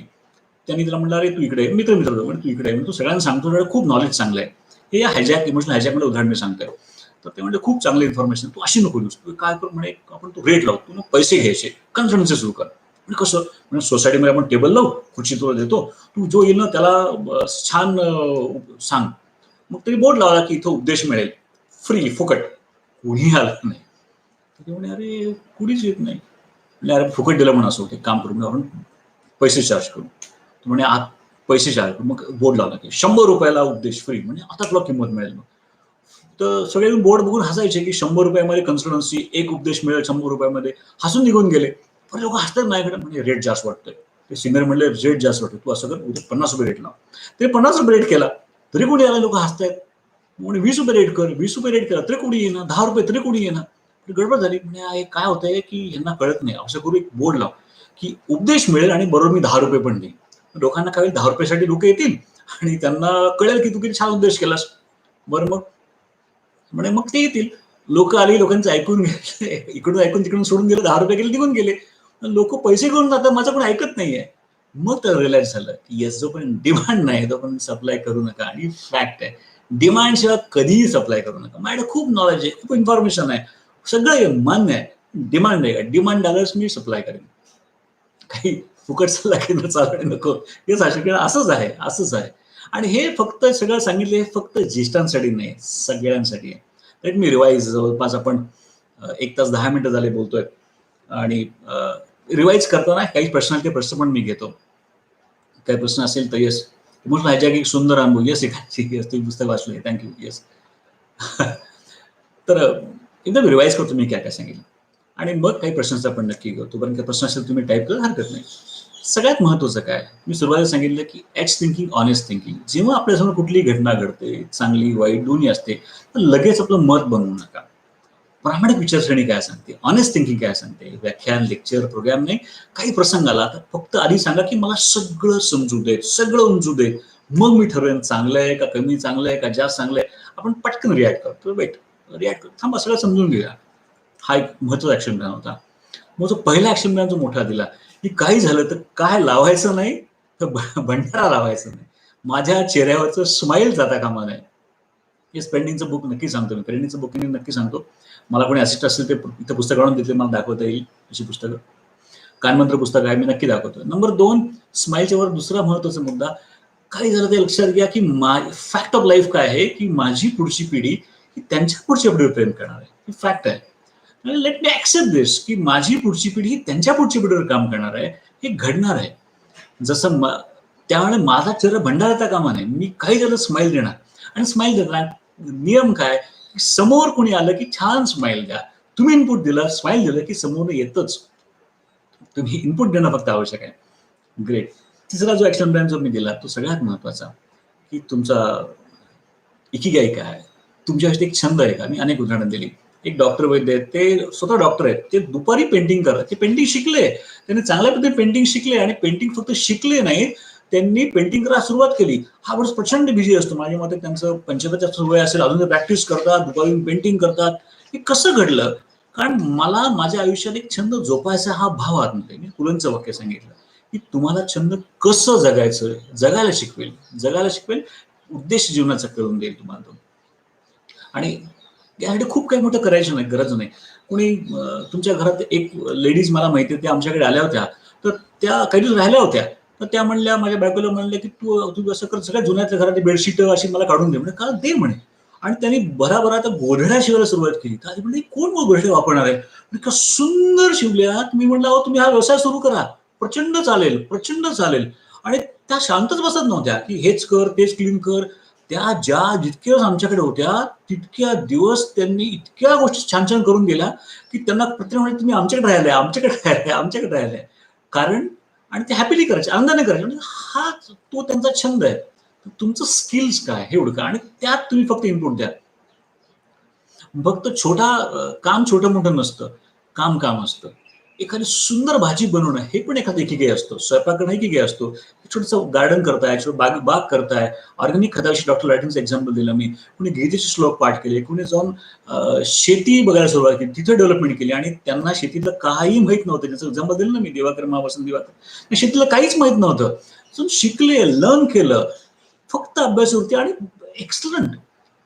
हे केव्हा जमतं जेव्हा मला ठरतं की येस मी काहीतरी अचीव्ह करणार माझा स्वतः छंद जोपासणार.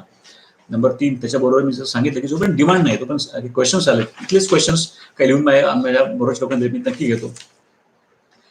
आणि त्यावेळेला कधीही स्पेस देऊ नका घेऊ नका जोपर्यंत समोरचा मागत नाही हेल्प देऊ नका. काही फास्ट प्रश्न इथं बरेच प्रश्न त्यांनी मला लिहून दिले. थँक्यू थँक्यू थँक्यू सगळ्यांनी धन्यवाद दिले थँक्यू.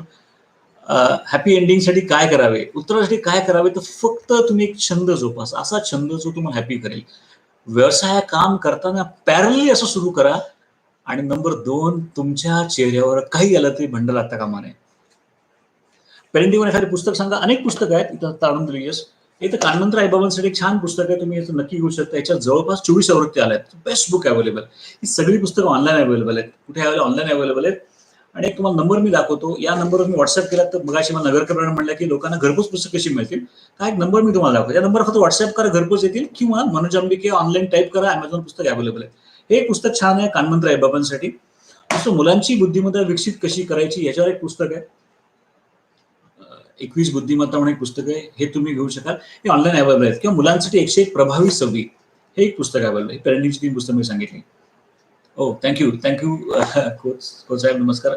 येस आणि ह्याच्या खाली हा युट्यूब हा लाईव्ह सेशन झाल्यानंतर खाली डिस्क्रिप्शन बॉक्समध्ये एक कॉमेंट मी करतो. त्यात सगळी फोन नंबर्स किंवा वेबसाईट अमेझॉनचा ऍड्रेस टाकून तुम्हाला पुस्तकं मिळतील. मी याच्याशी बोललो बरेचसे प्रश्न आले सगळे प्रश्न घेणं शक्य नाही. अच्छा पुढील लेक्चर कधी आहे पुढील लेक्चर कधी आहे सकाळ लवकरच ऑर्गनाईज करेल. हा जो युट्यूब चॅनल आहे तुम्ही सबस्क्राईब केला नसेल तर सबस्क्राईब करा. केल्यानंतर सबस्क्राईब करा. सबस्क्राईब नंतर बाजूला बेल आयकॉन आहे तर पुश करा जेणेकरून तुम्हाला नवीन प्रोग्रामचे आपोआप रिमाइंडर्स मिळतील किंवा तुम्हाला नोटिफिकेशन्स येतील. हे होत राहतील. अनेक गोष्टी आपण या चॅनलवर घेत असतो त्या तुम्हाला मिळतील. माझ्या मते आपल्या सकाळच्या मॅडम इथं असतील तर त्याही आपल्याशी 2 मिनिटं बोलतील. सगळ्यात महत्वाचा मुद्दा काय होता या पूर्ण सेशनचं क्रीम काय असेल पूर्ण क्रीम एवढंच होतं की तुम्ही तुमचा एक छंद जोपासा जो तुम्हाला बिझी करेल. खरं एक छोटा शब्द मी नक्की सांगेन मॅडम येईपर्यंत. एक शब्द लक्षात ठेवा वॉटर WATER वॉटर. वॉटर म्हणलं डब्ल्यू जो आहे तो सांगतो की माझ्या आयुष्यात मला जर हेल्थी चांगलं राहायचं फिजिकल चांगलं राहायचं तर मला पाणी पिणं आवश्यक आहे. एअर ब्रिथिंग एअर आपल्याला आवश्यक आहे जसं आपण प्राणायाम करतो श्वासाच करतो. टी कडे मी येतो. याचा अर्थ एक्सरसाइज म्हणजे काय की ज्येष्ठ लोकांनी एक्सरसाइज कशी केल्या पाहिजे शाळेत ती पीटी करायचो ना तेवढी पीटी पुरेच आहे. आणि आर फॉर रिलॅक्सेशन. आणि हे करण्यासाठी म्हटलं टी महत्वाचं आहे. Take care of your thoughts. तुमच्या विचारांची काळजी घ्या. तुमचं मनस्वास्थ्य चांगलं ठेवा आणि जर मनस्वास्थ्य चांगलं ठेवायचं असेल तर चेहरा कायम प्रसन्नता आणायची असेल तर आज स्माइली का चेक करा. चेहऱ्यावर स्माइली शब्दात स्माइली का चेक करा आपोआप समोर येईल. आणि जर सगळ्यात चांगला उपाय ज्या वेळेला तुम्ही मागितल्याशिवाय हेल्प देत नाही मदत करत नाही तोपर्यंत तुम्ही लोकांना डिस्टर्ब करत किंवा स्वतः डिस्टर्ब होत नाही. ऑफकोर्स हे करताना एक छोटं पुस्तक नक्की महत्वाचं पुस्तक नक्की सांगितलं की इमोशनल हायजॅक हे बघा. आणि त्याचबरोबर इकिगाई या पुस्तकाचा सुरुवातीला रेफरन्स दिला की आज मी जे बरंचसं बोललो त्या पुस्तकाचे आणि या 2 पुस्तकाचे रेफरन्स मी बोललो. या दोन्ही पुस्तकांचा इकिगाई तर प्रत्येक ज्येष्ठ नागरिकाने प्रत्येकाने वाचलंच पाहिजे. याचं वाक्य असेल दीर्घायुषी निरोगी आणि आनंदी जीवनाचे जपानी रहस्य. जरी जपानी असलं त्यात आज सूर्यनमस्कार आहेत. अनेक गोष्टी भारतीय त्यांनी केल्या. सूर्यनमस्कार योगाचं महत्व यात सांगितलंय. हे नक्की तुम्ही बघा. मी मनपूर्वक धन्यवाद देईन सर्वांना. छान अरे वर्गमित्राचे अरे जयश्री वर्गमित्राचे व्याख्यान ऐकायला मजा आली. Thank you Jayashree ma'am. Jayashree was yes she is right. Thank you very much. 1-2 मिनिटं आपण सगळ्यांना ऐकूया कारण इथं सकाळच्या नगरकर मॅडम आहेत त्या आपल्याशी नक्की संवाद साधतील. काही प्रश्न असेल मला अजून पुढे विचारता कमेंट करत जा. आपण नगरकर मॅडम 2 मिनिटं बोलतील. Nagarkar madam thank you very much. सगळ्यांना मनपूर्वक शुभेच्छा. थँक्यू. धन्यवाद सर. जवळ घ्या माहिती हातात जवळ घ्या जवळ घ्या असं हा बोला. धन्यवाद सर. नाही तुम्ही हा येते आवाज हात धरा बस बोला. धन्यवाद सर. तो सोडून हा सर. येस. हसत हसत अंतर्मुख होऊन मनोज अंबिके सरांचा कार्यक्रम सर्व सभासद श्रोत्यांनी एन्जॉय नक्कीच केला. सर्वजण आपली सेकंड इनिंग बिंदास जगणारच आहेत. सकाळ सह्याद्री सुरक्षा कवचच्या सर्व टीम आणि सर्व श्रोत्यांच्या वतीने मनोज अंबिके सरांचे आणि त्यांच्या सगळ्या टीमचे मी मनापासून आभार मानते आणि सर्व श्रोत्यांची मनापासून आभारी आहे. सकाळ सह्याद्री सुरक्षा कवच तुमच्यासाठी आणि तुमच्या पाठी नेहमीच असेल. धन्यवाद. हा कार्यक्रम संपन्न आत्ता हा झाला तरी पुढे काही कार्यक्रम प्रश्नोत्तराचे सेशन होतील. कार्यक्रमात पुढच्या नवीन कार्यक्रमात नवीन विषय घेऊन लवकरच भेटू. आपल्या प्रतिक्रिया 9810999062 या नंबरवर कळवाव्यात ही विनंती. धन्यवाद. Thank you very much. खूप छान वाटलं मला सगळ्यांनी शेअर करून. खूप दिवसांनी युट्यूबवर लाईव्ह आलो. विद्या लोणार मॅडम धन्यवाद. शाह मॅडम धन्यवाद. थिटे मॅडम शाह धन्यवाद. छान सांगितलं चांगलं वाटलं. जाधव साहेब धन्यवाद. सोनालीजी यस थँक्यू थँक्यू. आपटे साहेब नमस्कार. इकिगाई खरंच सुंदर छान पुस्तक आहे. येस खोतसाहेब म्हणतात की इकिगाई खरंच छान सुंदर पुस्तक आहे. दोन्ही खरेदी इकिगाई. Yes thank you. वा यस. सुधीर साहेब नमस्कार. बापू जाधव साहेब ओ थँक्यू. सकाळ सह्याद्री थँक्यू. क्या बात आहे ग्रेट. ज्योती पटोले मॅडम म्हणतात परत एकदा कार्यक्रम करा. यस नक्की कार्यक्रम करू. नवीन विषय घेऊ. याचाही पुढचा भाग आपल्याला करता येईल. पाठक साहेब नमस्कार. धन्यवाद. छान वाटलं मलाही छान वाटलं. पूजा संकेत थँक्स म्हणतात. धन्यवाद पूजाजी. गणेशजी धन्यवाद. दिलकेशजी धन्यवाद. Vaidya madam again thank you very much. मलाही खूप छान वाटलं. इंटरॅक्ट करता सगळ्यांनी छान वाटलं. खूप जण मेसेज लिहित आहेत अजून कॉमेंट्समध्ये. हो मी कॉमेंट्समध्ये लिहितोच आहे परत. Yes thank you very much. कुठेतरी थांबणं आवश्यक आहे. कुठेतरी पुस्तक घेणं आवश्यक आहे. थँक्यू खूप खूप धन्यवाद. Yes DSS BRICS. अरे क्या बात आहे. थँक्यू. अरविंद देशपांडे धन्यवाद. नीलम साने मॅडम धन्यवाद. दर्शन गावडे धन्यवाद. थँक्स. येस थँक्यू धन्यवाद. मला काही व्हॉट्सअपवर काही मेसेज आले आहेत त्यांनाही सर्वांना धन्यवाद. धन्यवाद. येस देवळे साहेब हे चालूच राहणार. आमचे कॅमेरामॅन म्हणतात हे चालूच राहणार. धीरज धन्यवाद. पटनंदन धन्यवाद जी. Yes thank you very much. Anupriya Nore Manoj छान सांगितले. विद्या भोंडे हो येस क्या बात आहे. धन्यवाद क्या बात आहे. Thank you Bhonde madam. Thank you Mohan. Yes thank you. Anil Parkhi धन्यवाद. शुभ्या मॅडम धन्यवाद. Thank you very much. परत एकदा सगळ्यांना मनपूर्वक शुभेच्छा. यावेळी मी जे बोललो ते तुम्हाला जे आवडतं कॉमेंटमध्ये लिहा. हा प्रोग्राम इथंच परत बघता येईल. अजून कोणाला सांगता येईल. आणि जसं मी सांगितलं या चॅनलवर आपण बाकी प्रोग्राम आणतो. सकाळबरोबर पण आपण बरेच प्रोग्राम्स घेऊ. तेव्हा भेटूच. तोपर्यंत मी नक्की सांगतो की कायम आनंदात राहा आणि नेहमी आनंद राहायचा असेल तर नेहमी चांगलं बघत राहा. चांगलं ऐकत राहा आणि चांगलं वाचत राहा. Wish all the best. Thank you very much. Very much. हो यस धन्यवाद. Thank you yes. हा थँक्यू येस. मलाही छान वाटलं. हॉबीमुळे आनंद मिळेल. यस अगदी मान्य आहे. थँक्यू धन्यवाद. चला switch off. Yes thank you very much.